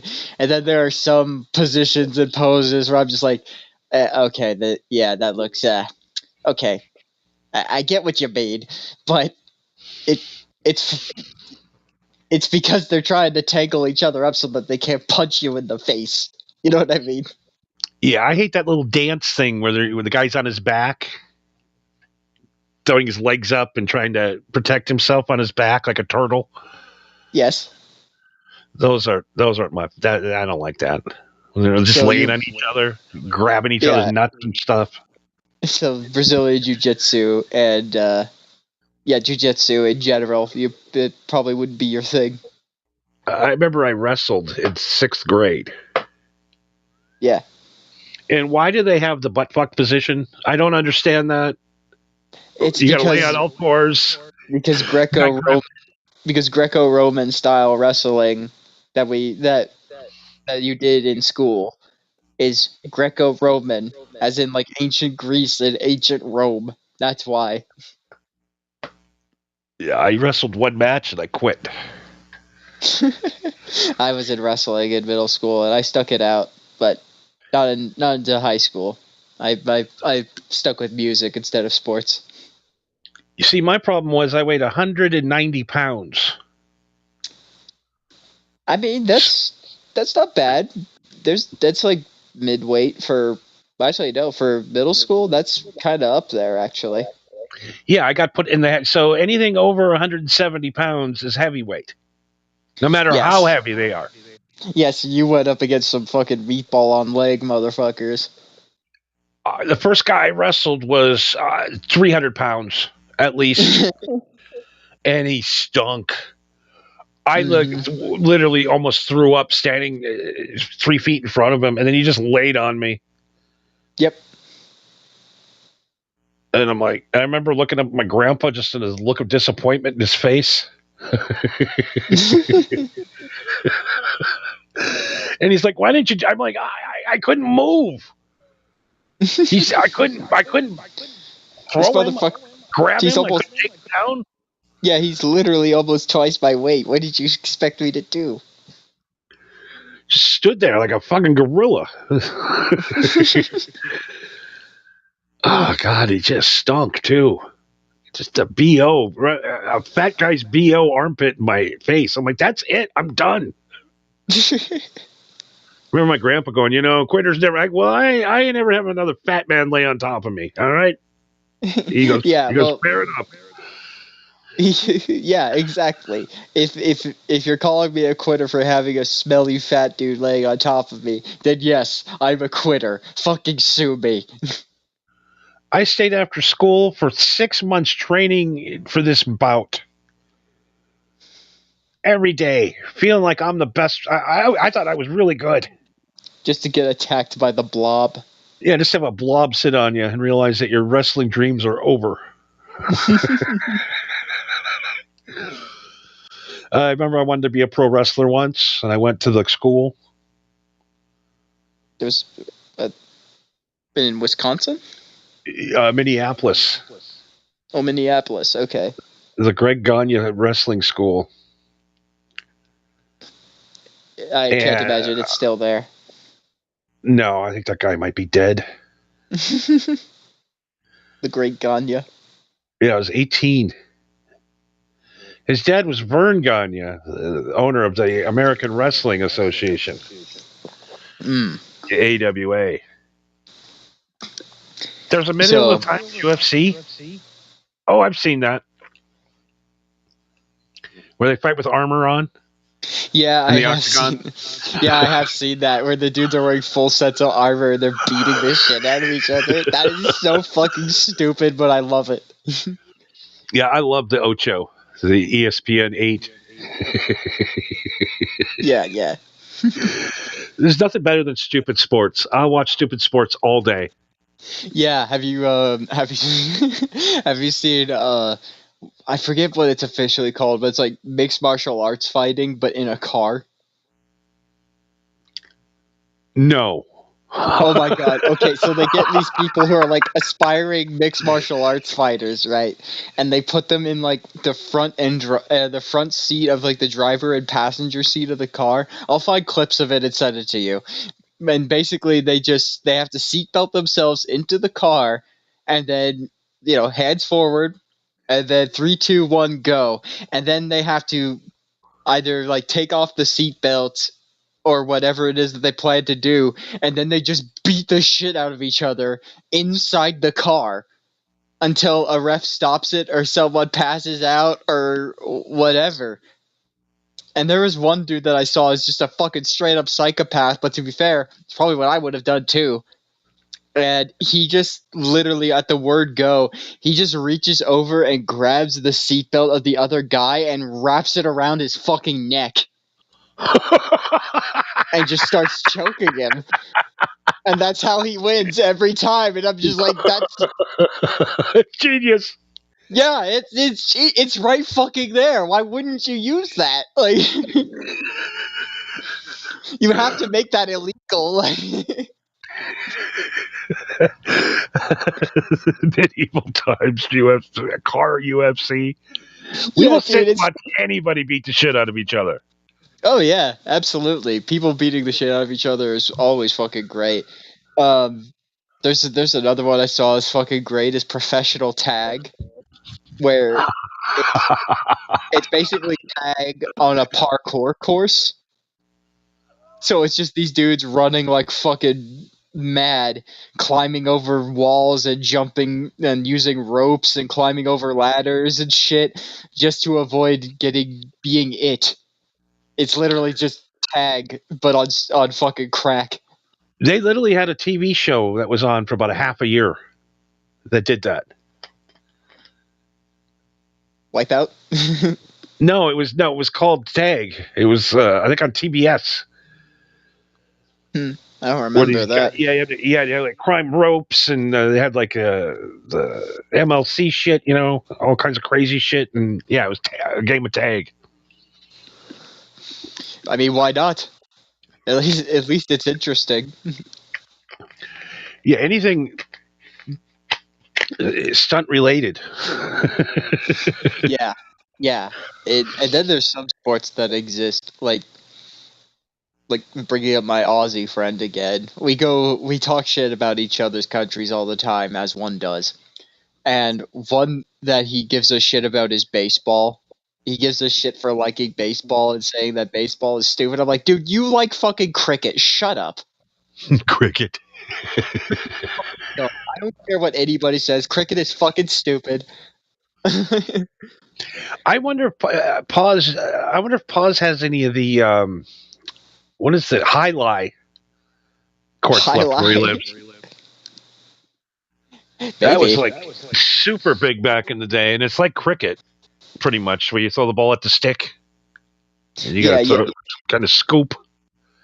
Yeah, except it's way more fucking intense. Isn't that ball made out of fucking marble or some shit? Yeah, it's not good. They used to they would have these teams playing. You'd go bet on them every week.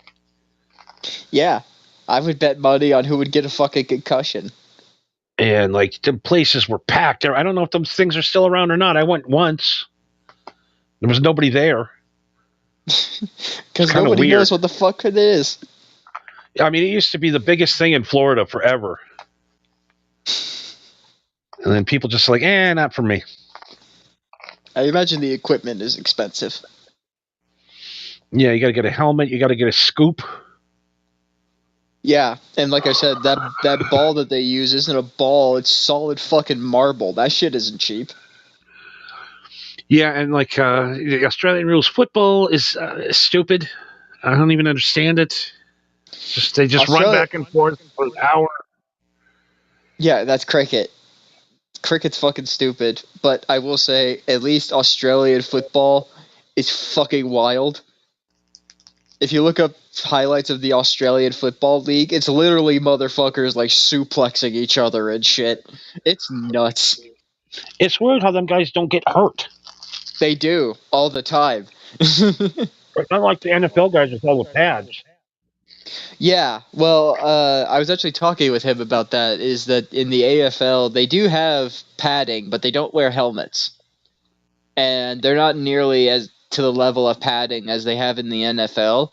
And they think and he has a theory, which is that in the NFL, you wear this armor and this helmet that makes you feel like you're invincible. So you push your body to do things that you really shouldn't do as a smart person. You know what I mean? But because you think you're safe, then yeah, you're gonna run into that dude as hard as you fucking can and give that dude a severe fucking concussion in the process. Yeah, you're not gonna ram your own head into somebody else's with no helmet on. Right, exactly, yeah. But if you're wearing leather armor and no helmet, yeah, you run the risk of injuring yourself for sure. But at least you're a little more conscious about the pain you're exerting on other people. Paz says no, he doesn't know what highlight is. Well, that's I think more of a Miami thing than Southern Florida than Northern Florida. Yeah, maybe. Yeah, I would trust your judgment. I've never even been to that part of the country. It's interesting. Yeah, like I said, it seems cool. Not really something I would invest my time or money in, but it's neat. Yeah, Florida, if you like to be wet all the time. Yeah. And if we're going to keep talking about sports, I will say I don't know a single damn thing about hockey, but every time I watch hockey, I'm always fucking entertained. Yeah, I go to night. I've been to quite a few Golden Knights games here. It's way cooler in person than it is on TV. Are they any good? Yeah, they've won one Stanley Cup so far. One. They've won one. Well, they've only been in existence for 3 years. Really? Yeah, they won the Stanley Cup the second year. Huh. They were a team. Well, good on them, I guess. Right. I didn't realize they were that new of a team. Yeah, just and by the way, NHL, best spectator sport ever, hottest chicks. For some reason, NHL draws out the chicks. Women love men fighting each other. Yeah, and also the hockey fans are just as crazy as the fucking hockey players. There was an article that I saw, like, there's this kid, he looked like he was like 10 years old or some shit. He got hit in the fucking face by a slap shot from the puck, and he had to be, he had to be rushed off to the hospital. And this kid came back to the stadium just in time to watch overtime. And he showed up with a swollen black eye and blood all over his shirt. He didn't give a single fuck. No, if you got teeth, you're not a real hockey player. Yeah. You put knives and a weapon in guys' hands and have them skate around in circles. Oh, actually, I do know one thing about hockey that's kind of funny. Is you know Wayne Gretzky, I'm sure. The great one. Yeah, his brother is also a hockey player, and I forget his name. Bill Gretzky. And so it turns out that with their combined amount of goals, they have the highest amount of successful goals as brothers in the NHL, and that's only because Wayne Gretzky has scored a vast majority of them, because Bill has only made 4. 4 goals. Yeah. That sucked to have a brother that much better than you. I know, you're trying so hard to catch up to him, and it just you don't have it in you. You think that it's like, oh yeah, he's my brother, that means I can do the same thing as him. No. Your brother's one of a kind, even though you're pretty much the same thing. He's just different somehow. It's weird how people that come from the same spot are that different. I know. I mean, bless his heart for fucking trying, but... Yeah, I mean, it's like, yeah, everybody's talking about it. It was like, well, yeah, I played too. I scored a goal. yeah, why are you giving my brother the spotlight all the time? I don't know, maybe because he's fucking awesome. The greatest of all time. Yeah, literally the greatest. Played in a time where there was more space on the ice and the guys were a lot smaller, but, you know, we'll just pretend. And people could borderline kill each other. Oh, God, hockey is just still, it's the last man's game. It really is. Even if you don't know the rules of fucking hockey, like, I'm sure that you could grab anybody from, like, a third world country. You could just grab them and put them in a hockey rink and just be like, you don't even need to know the rules. Just watch this and eat some popcorn and shut up. You know? It's pretty much the same rules as soccer. It really is not much different. Yeah, except you're allowed to beat the shit out of each other instead of faking injuries. Yeah, soccer players are the biggest pussies in the history of pussies. Yeah, I saw this fucking video the other day that had me dying, where there was it was the, like, I don't know what team it was, but it was some soccer game where the ball bounced out of bounds and it landed into the crowd. And there was this kid, like a teenager, who went and grabbed the ball and went to hand it to whoever the soccer player was, and the soccer player, like, he didn't even, like, acknowledge the kid. He just grabbed the ball from him and walked away, just rudely. Didn't even say thank you or anything. He just yoinked it out of his hand, and so then later that dude scored a goal, and that teenager, like, waved at him to, like, get his attention to, like, come over, and he goes over, and this kid has another soccer ball, and he just decks him, like, he just throws that soccer ball at his chest and flips him off. And the thing that kills me is that the soccer player immediately went into the, like, fetal position pose, like, oh, I've been hit, but then realized, wait, I can't get a penalty for that because it's a fan. And, like, what the fuck, man? Yeah, like, he went from playing the victim to being defensive. Like, I'll kick the shit out of you, kid. Like, nothing better than a smart ass kid. I love smart ass kids. Oh yeah.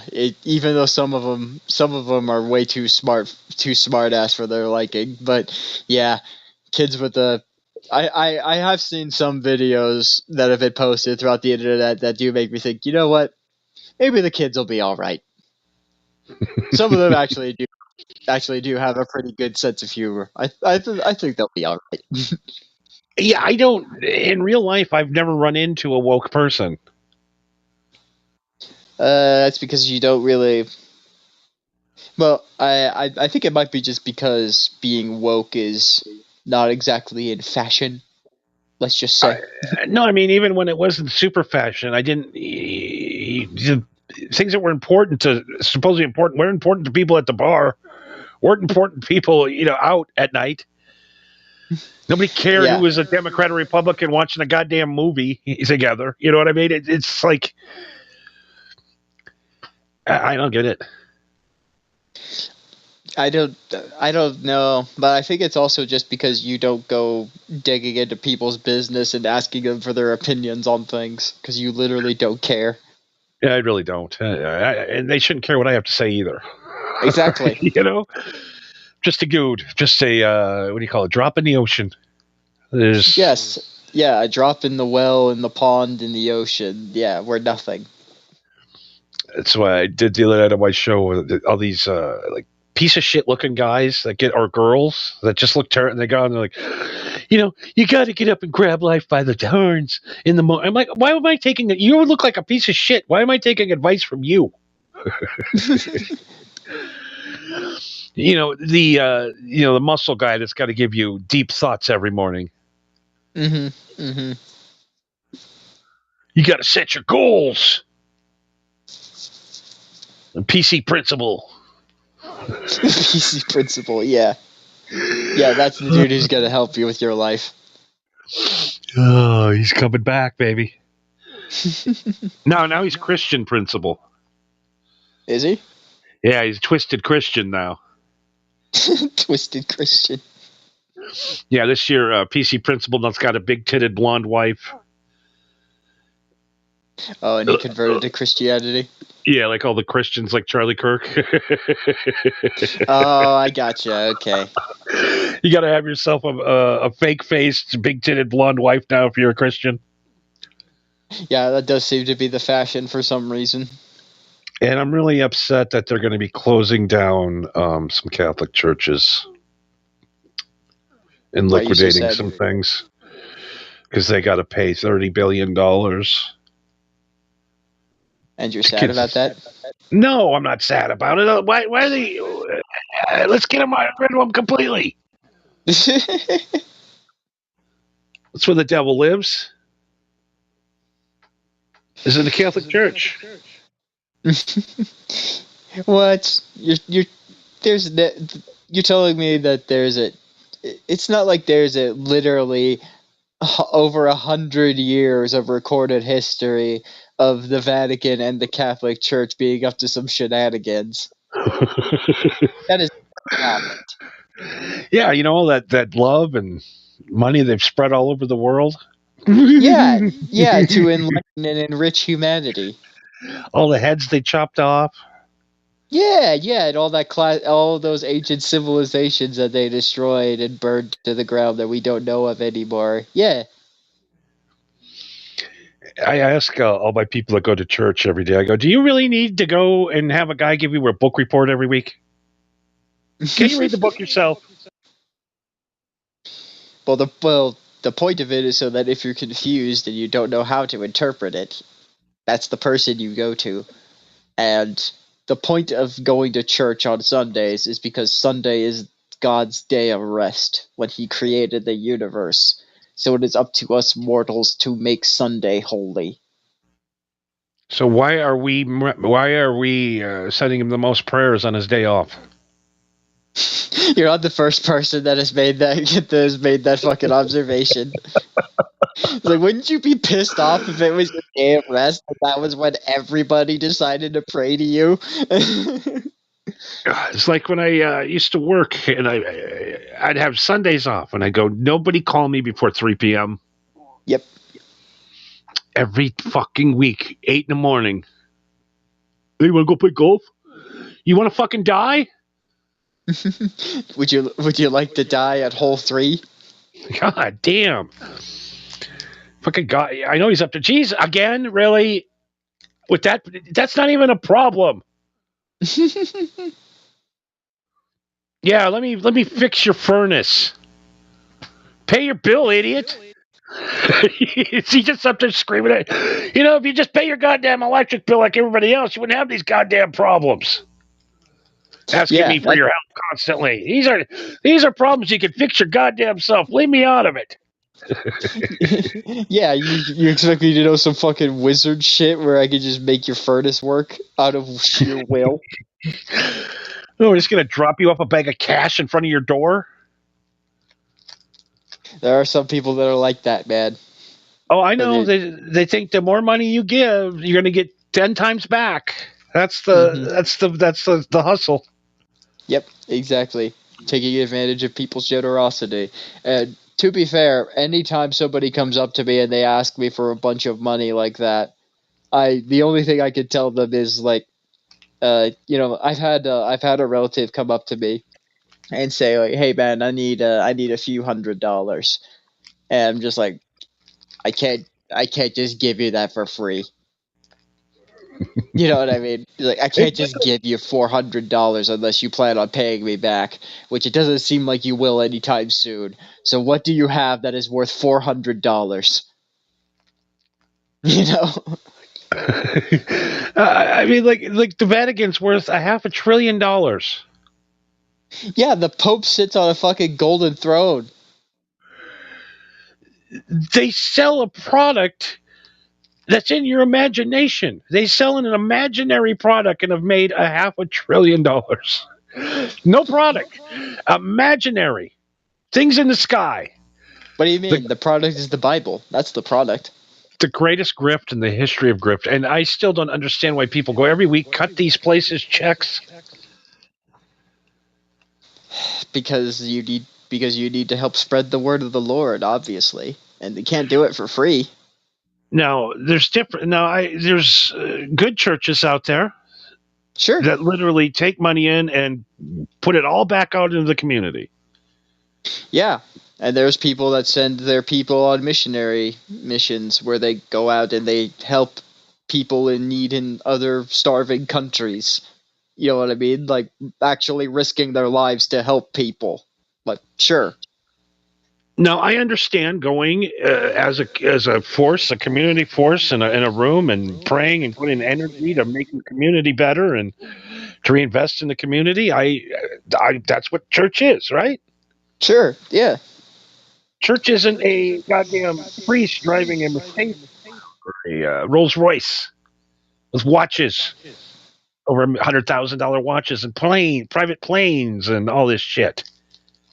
Yeah, I've seen quite a few of these new age, I guess, I don't know what the term is, but yeah, these fancy ass rich churches where there's like fucking preachers literally showing up in a helicopter or on a fucking, they have like some tripwire bullshit where they come down from the ceiling like a fucking angel. It's insane. Yeah, it's like that shit is so fucking corny. It's not even that it's corny. It's just like it's just an insult to everything that you're trying to. One, it's an insult that you're trying to even do this to begin with, and you're wasting everybody's money to do this. And also the fact that your entire congregation just claps. They just go like, yeah, that's what I spend my money on, is so that you could do fun shit like that. Yeah, I like the rock and roll church show too with the full band. Yeah. Oh God! And every single song that they play is the exact same song. Yeah, I know guys that do that for a living. I'm sure there's money in it. I mean, shit, I would agree to it. I'm sure there's fucking money in it. That's not a lot of money, but no, I know guys pulling $500 a weekend. Shit, dude! All I have to do is show up and play church music. once, like 4 times a month, 5 times a month, and I get $500 every time I do. Fuck yeah. Yeah, it's out there. Those gigs are out there that nobody knows about. Yeah. I imagine I'd have to brush up on my Bible knowledge, obviously, but Yeah, if I was going to redo it again, I would be a minister. so that you could form a cult. Yeah, form a cult. I could have sex with all the women. See, my dad said the same thing. He's like, if I had another life, I probably would have been a cult leader. I like the black ministers that go house to house and bang every guy's wife while they're at work. Yes, of course. Doing Bible study. Mm-hmm. Now, I was brought into a room to be saved once at Bible school. Okay. Right? And supposed to be baptized, saved, and it was my friend's big fat old sister that was doing it, and she gave me a blowjob in the room. So I don't think I was properly baptized. No, that's not how baptisms go. No. And then come to find out, every kid in school that got saved got a blowjob from his fat sister. She would literally, she set this thing up and blow every dude in school. I mean, hey, that's there was a term I remembered. There was a term I forgot. There was some cult used it. It was but yeah, it's basically honeypotting. She's honeypotting members with sex, like most cults usually do. And I was like, oh my god, this I kind of like. If this happens every Bible camp, I'm coming back. Exactly. Well, I went back next year, and she went to school, and it was her brother doing it, and I quit. Wait, is the procedure the same as last time? Because I didn't want to know. Yeah, nobody told me about this staff change. I came for the free blowjob at the end of this. It's probably still happening, but I'm gonna bow it on this one. She's at another camp now. She got promoted.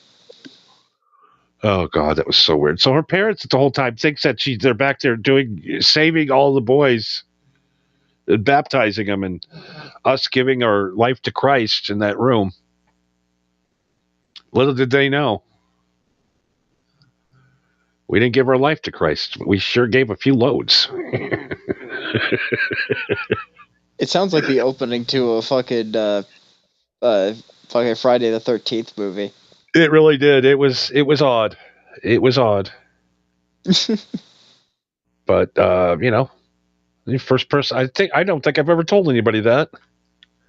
I was gonna say I don't remember that one. That's new. That one I've kept to myself for a long time. We're finally reaching the point where Johnny's digging deep into the barrel of like, I don't think I've mentioned this before. I never told anybody for some reason. Because it's the most despicable act that's ever happened in my life. I stopped going to church when the blowjob stopped. I can imagine you saying that. We go into a fucking confessional booth and just be like, Father, forgive me for I have sinned. It has been a long time since my last confession. Why is that, my son? Well, I stopped doing it after the blowjobs ended. A long time since my last confession. All of a sudden you hear my zipper coming down. Where's the hole in this thing? I think I was sexually molested as a 14-year-old child. You literally got molested. I think she was 19, maybe 20. Yeah, so that was literally illegal. Yeah, I literally was molested as a child. Twice. Yeah, funny how you repressed that until just now. Yeah, that one I don't mind. The other one, that one has affected me. Yeah, first time was fun. Second time, reality kind of set in a little bit. Yes. A lot of never mind. That's why I'm not a big religious guy. You know what? I can't say I blame you then. I just don't understand it, and it's like, why is your God better than everybody else's? You know why? Because they taught you that from the moment you were a child. Well, yeah, because they're taught that their God is the only true God and no other God is real. But they have no proof Yes. that theirs is better. Yes, that's the whole point of faith, is that you can't prove it, you just believe that it's real. You know, the only reason is really the only way to score it is like, you know, well, my God lets my women wear bikinis. Your God makes sure we wear blankets everywhere, even if it's 130 degrees in Las Vegas.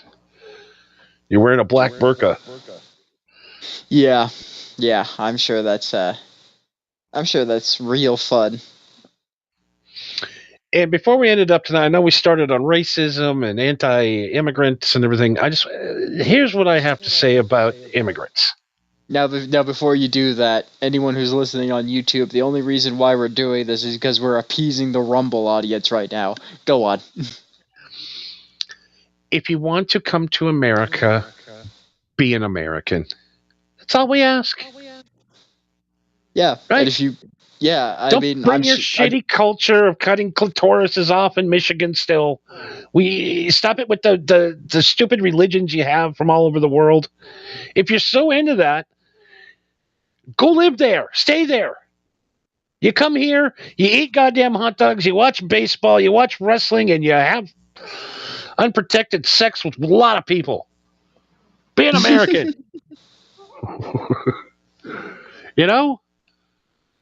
Weirdly enough, you sound like Trump.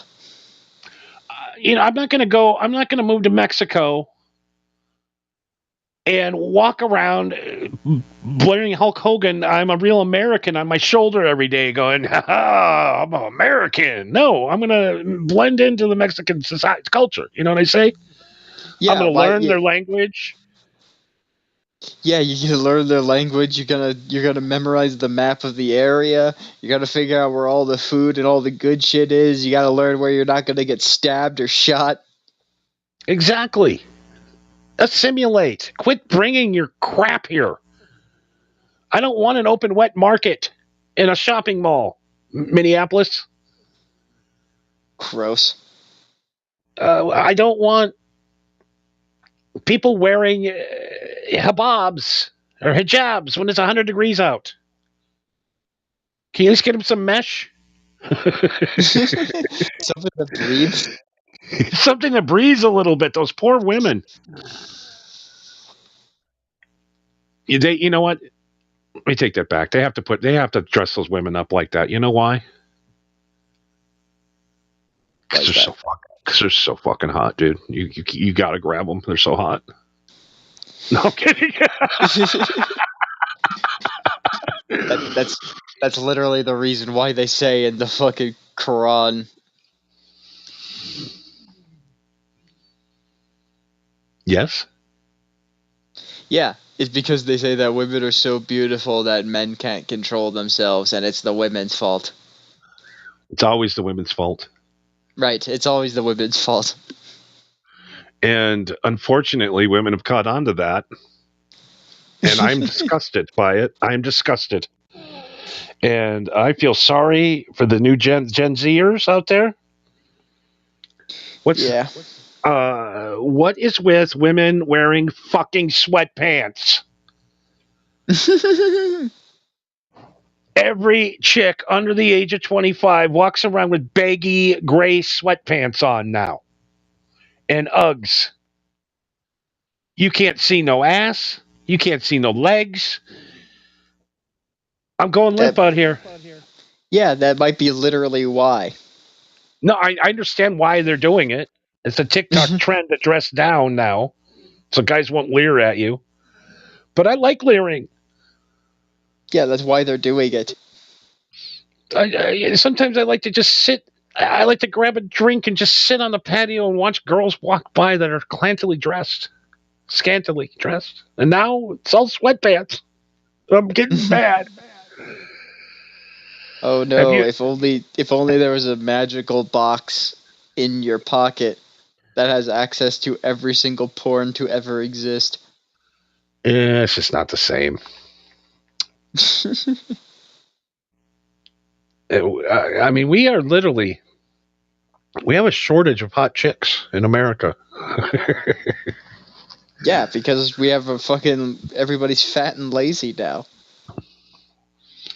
I've been going back and watching old films and watching people call people fat. Yeah, And I'm people like, that are like barely 200 pounds, they're fat. you know, back when I was growing up as a kid, I thought George Costanza was a fat ass because they kept calling him fat all the time. And now I watch the Seinfeld reruns, and I'm like, that guy's in pretty good shape compared to what we are now. I know. That's the terrifying thing is that George Costanza actually has a really decent body compared to today's standards, and that's George Costanza. Exactly the fat guy. Yeah. Yeah. Oh, Newman, God. however, no, he's still pretty fat. Yeah, Newman's always fat. Yeah. He's always fat. Every time I've seen him, he's fat. I remember Kramer he said, finally, my 12-year-old kid came up to me and he goes, can I watch Seinfeld finally? And he goes, all right, go ahead. And he came back 3 weeks later and he goes, I had no idea you were that funny, Dad. You're kind of a stick in the mud at home. Yeah, it's called acting. And then he goes, okay, well, after you saw it, who's the favorite? He goes, I'm waiting for him to tell Kramer, right? Because Kramer's the guy. And he goes, oh, Newman's definitely the best. Newman is definitely a second for me. Kramer is my favorite, but Newman is also fucking great. Newman is that just cherry on top. Yes, every time he shows up, you're always like, oh, this is going to be good. You fucking Newman. Yeah, Everybody has a Newman in their life. exactly. Just this fucking slimy weasel of a person where you're just like, I don't know what you're up to, but it's something nefarious. Yeah, I'm in a weird spot right now. I don't hate anyone right now. That's bizarre. It's really bizarre. I don't have a beef with anyone. I've squashed all my beefs. What are you going to do for the show now? I don't know. I guess make new ones. You just got to start beef with random people that have no idea you exist. Like, I'm trying to think right now. Like, everybody has, like, he says, I'm going to give you a gun and immunity right now, and you can murder whoever you want and not get in trouble. Who would you murder right now? And I'm thinking, I don't know. I can't. You can't think of one person. No, and somebody's really going to piss me off tomorrow. Yeah, you're going to use like, you know what? I don't need this. I think I'm fine. And then you wake up the next morning and you just be like, oh, motherfucker.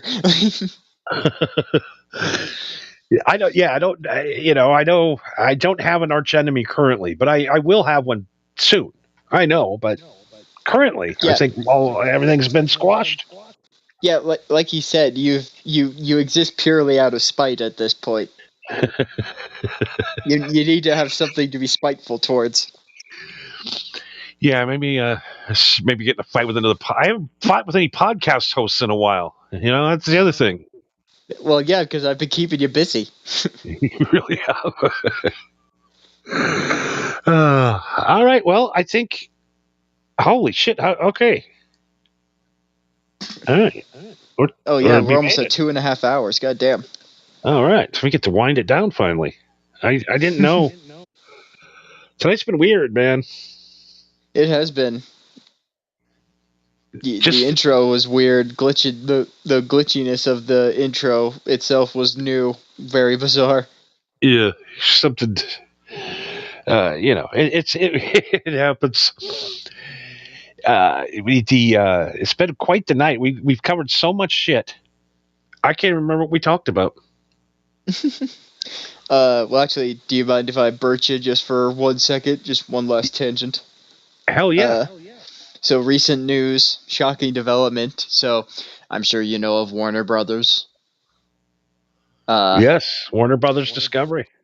Yes, Warner Brothers Discovery. Unfortunately, they have been bought by Netflix. Oh no! Yep. Oh no! Yeah. Oh I think it was no! for $80 billion or some shit like that. How is that worth $80 billion? It's done nothing but lose money for 10 straight years. I know. That's why they bought it. And they bought it for $80 billion. How could something that loses that kind of money be worth that kind of money? That's crazy. I'm guessing that they really wanted the fucking Looney Tunes or something. I don't know. Paramount's crying about it because they offered $100 billion for it. And they're trying to figure out why they would sell it to somebody for $20 billion cheaper. I don't know, probably because Paramount was like direct competition, and Netflix is kind of its own thing. Oh man, that sucks for AEW wrestling. Uh-oh, we're in trouble, Marco. AEW is owned by Warner Brothers? Yes. Oh yeah, so that means WWE and AEW is going to be on Netflix. Oh no, one's going, and I think the WWE will be staying. You really think that they're going to get rid of AEW? I don't know what they do with the television division is fucked. Nobody's watching. Nobody's watching cable. Somebody's watching the pay-per-views. Someone is. It was the pay-per-views, but just like they got 500,000 people watching that show every week, and it's like it's not a lot of people. 500,000 isn't a lot of people. I mean, 10 million people used to watch wrestling back in the day. True. There's just nobody watching cable television anymore. Yeah, everybody's just watching it on the fucking internet now. I'm on YouTube. You're either on YouTube, you're the YouTube guy, or you're a TikTok guy, or a Twitch guy. Yeah, Twitch guys. You guys are all a bunch of weirdos over there, man. I like it. I'm not gonna deny that there are some fucking weirdos on Twitch. No, I love weirdos because I'm a weirdo. Exactly. I like to hang out where weirdos hang out because I'm a weirdo. I'm a creep. Yeah. You know. Yeah. Where the weirdos are. What? Oh my God! What did you just say? What were we just talking about? Warner Brothers being bought by Netflix. Oh yes. So I mean, oh man, HBO is over. Done. That sucks. I was thinking about that the other day too. I might just be old and waxing nostalgic, but I just loved being able to that HBO used to pick my movies up for me every weekend. And there's no rewinding. You had to put that shit on and sit down. Right. You know, I don't like. You know what? I like being inconvenienced. I think a little more. I think life was a little more. It was more rewarding. You know. There's a lot of people that have noticed that, and there's a lot of people that think that all this convenience has made our lives unfulfilling and has made us soft. Well, we didn't have depression, anxiety, as much suicide as we did since the internet's taken over. Yes, but we also didn't have nearly as many people as we did 10 years ago. Yeah, I figured out a long time ago that Facebook was trying to kill me. Yeah. How long ago was that? About 2 years ago. Yeah, you're way late to the game on that one, but better late than never. No, but I mean, like when you post personal things up that you think a lot of people should, like and do everything, you never get any responses. So you just think that nobody likes you. Mm-hmm. And when you put stupid shit up, you're like, well, everybody likes. So there must be thousands of people looking at it because 1,000 people like that meme. And every time I put something nice or heartfelt up there, or a picture of myself. There's no likes, nothing. And then when you switch over to creator mode and you get to see how many people see your shit, you're like, well, they only showed it to 10 people. They're intentionally making me depressed.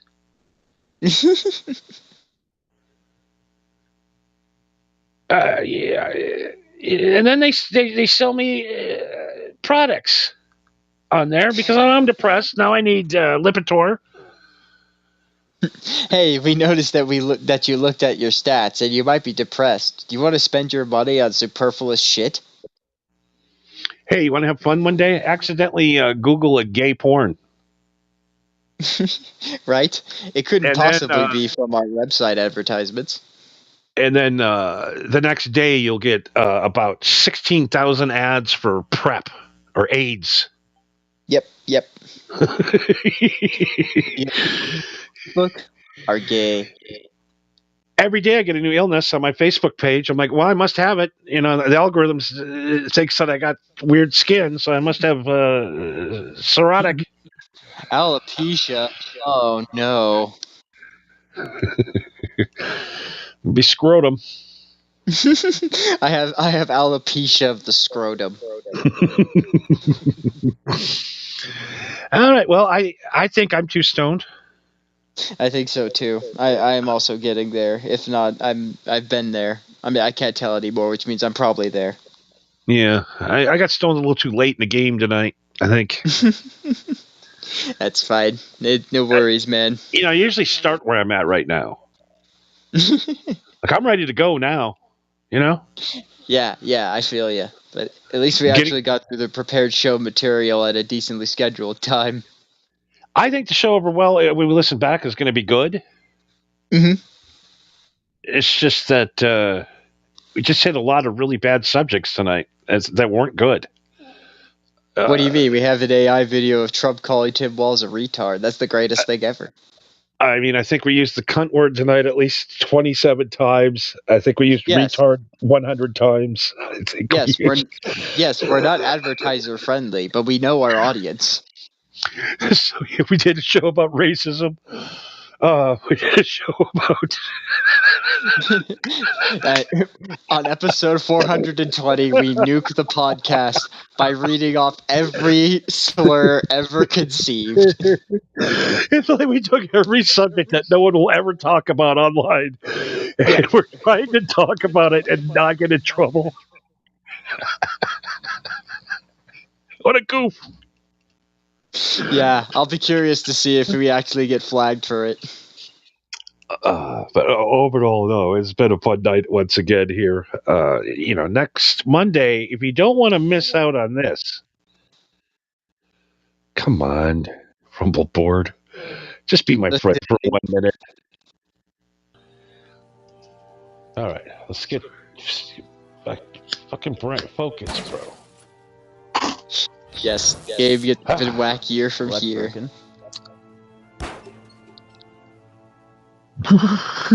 Fucking deviant. Oh my god! What the? Why is it hold on a second. Why is it so far behind? Time out. Hold the phone. Time out. Something tells me that you'll be using that for a while. Just it's on the big screen now.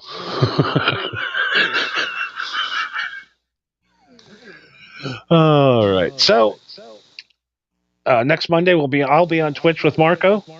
Mm-hmm. At Marco V193, 10 p.m. Pacific Standard Time on Twitch for more South Park and the Stick of Truth.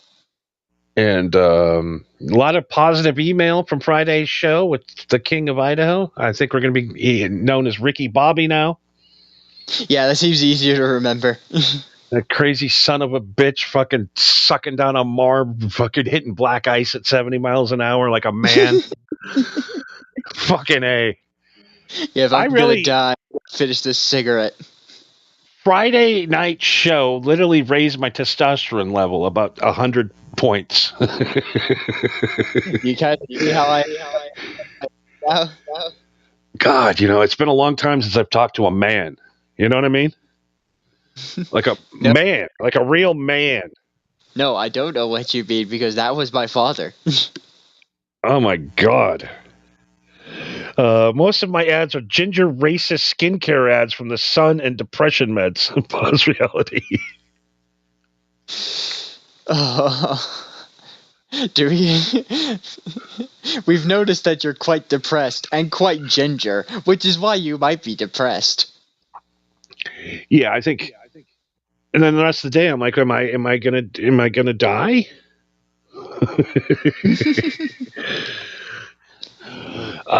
Yeah, I mean, it's the model. Everybody, they want you depressed, they want you scared, they want you angry, and they want you to buy products that will help you from being scared and angry. Yes, until they don't, and then they make you buy the next thing.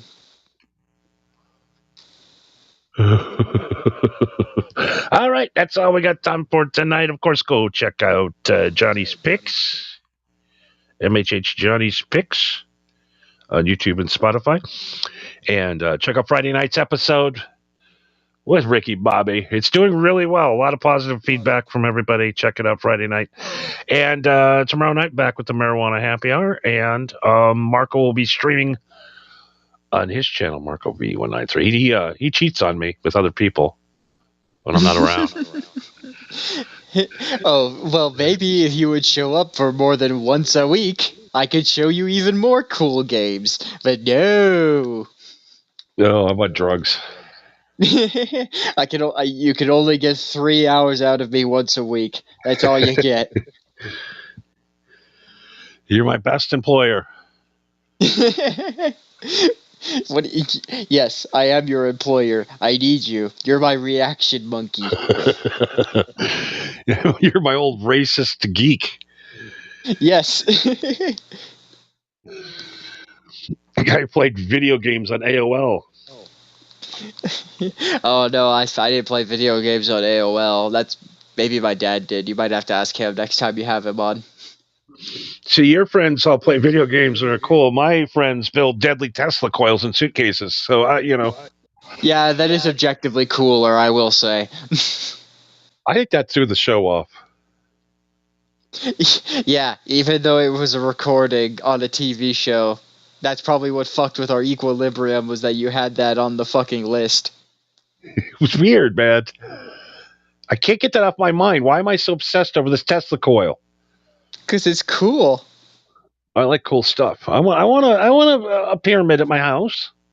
Yeah, I want a suitcase to carry around, and just so that people will be like, "What's in the suitcase?" He's like, "You want to see?" After thinking about it, it looks like it's just a bunch of fucking copper wire wrapped around a coat hanger. But anyways. I mean, it could be, but it looked like there was electricity running through it. It looked like it was a Tesla coil. Yeah, I mean, we got to have him on next week. We'll try. Yes, we got to have him explain it to us. Or sometime. I don't know. We'll figure it out. We have great programming coming. Marco's got great programming coming. We are the programming content creators of content. Wow, yes, I'm high. That is the official title that is on our paperwork and my name tag. So go over to the Twitch channel, Marco V193, and do whatever you got to do tonight. Yeah, give me a follow so you'll be updated on when me and Johnny stream, but also when I stream in my free time. And if you don't have a Twitch, that's fine. You can just subscribe to MHH Network on YouTube or Rumble, which, if you're listening to this right now, chances are you already are subscribed, but just in case you're not, do it right now, why don't you? If you're listening to it, you got this far. Obviously, you like the show. If you're listening to me say this right now. And MHH Johnny's Picks, Spotify and YouTube Music, like Johnny mentioned before. And also at Marco V with 2 E's 193 and at Marijuana Happy on X or Twitter, whatever you prefer to call it.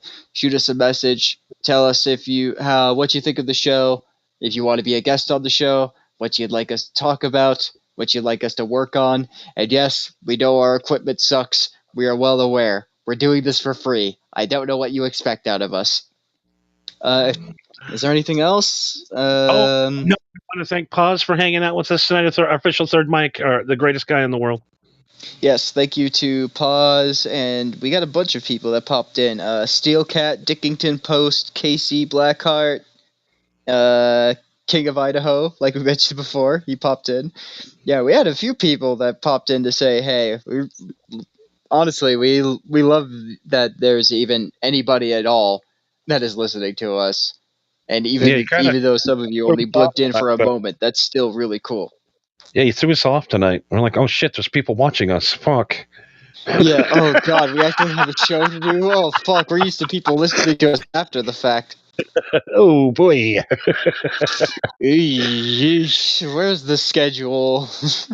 And I do want to thank everybody that listens to this show from the bottom of my heart, because something that I figured out this week, or was brought to my attention by Rumble and by YouTube, is that we might not have thousands and thousands of listeners, but we have thousands and thousands of hours watched.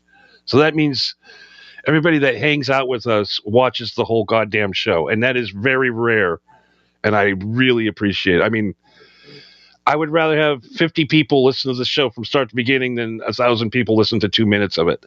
So thank you so much. Yes, yes, absolutely. Thank you. You guys have been great, and you haven't told on us, and everybody that listens to us is cool so far, and thank you. So I'm crying. Absolutely. I really am crying. You guys are so cool. Thank you. Yes, I did not expect that the show would get to the point where it is now, if anywhere at all, to be honest. And the fact that we haven't grown the fan base at all is astounding to me. So yes, thank you from Johnny and from me. Thank you to all of you guys.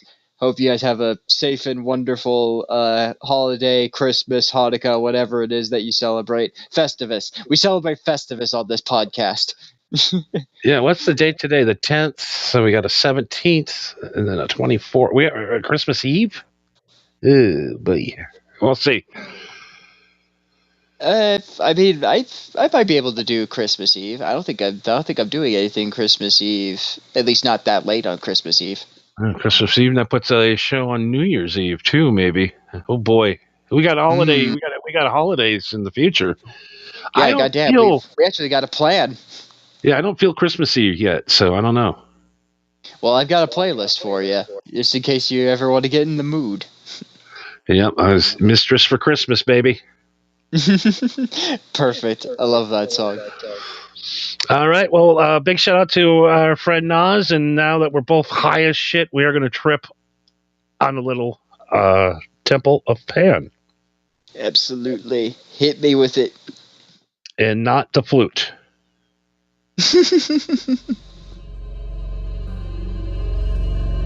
All right, bro. Thanks for hanging. Thank you for having me, as always. Always a good time. Thank you, Pause. Have a good night. Good night, everybody. Catch you next week, if not Monday. Hey, good to be glad. I'm in the Temple of Pan. And I know you can't be here in the physical, but I do invite you to be here in the spiritual. So, light a candle or whatever you gotta do. So you will be here with me.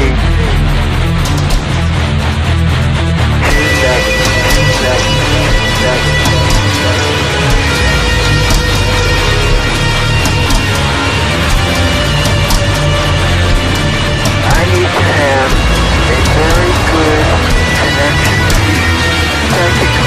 Psychically.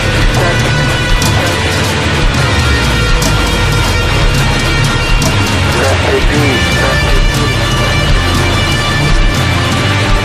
Just like the intro to the song, podcast, and the sticky But hey, isn't that I will fun? never ever get tired of the song, even if our audience does.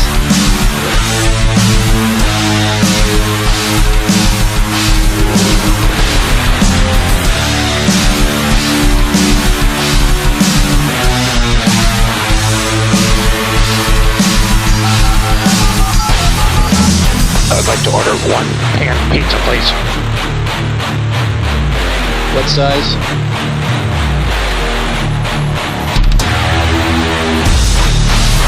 I am holding in my hand a picture of your bedroom.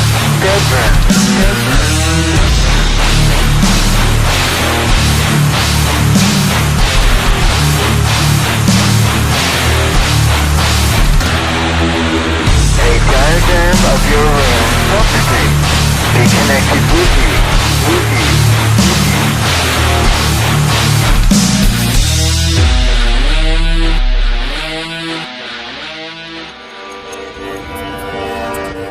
I'm in the temple of Pan.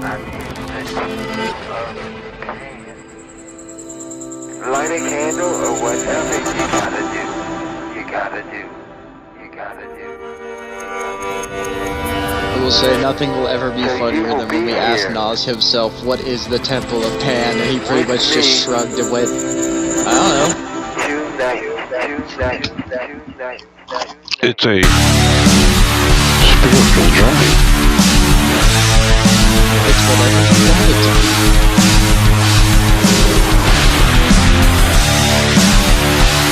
It could be in your nightmares.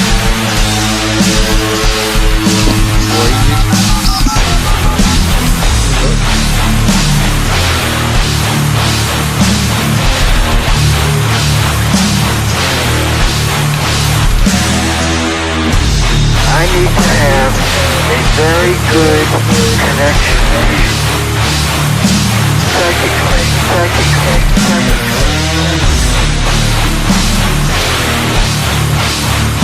Let it be.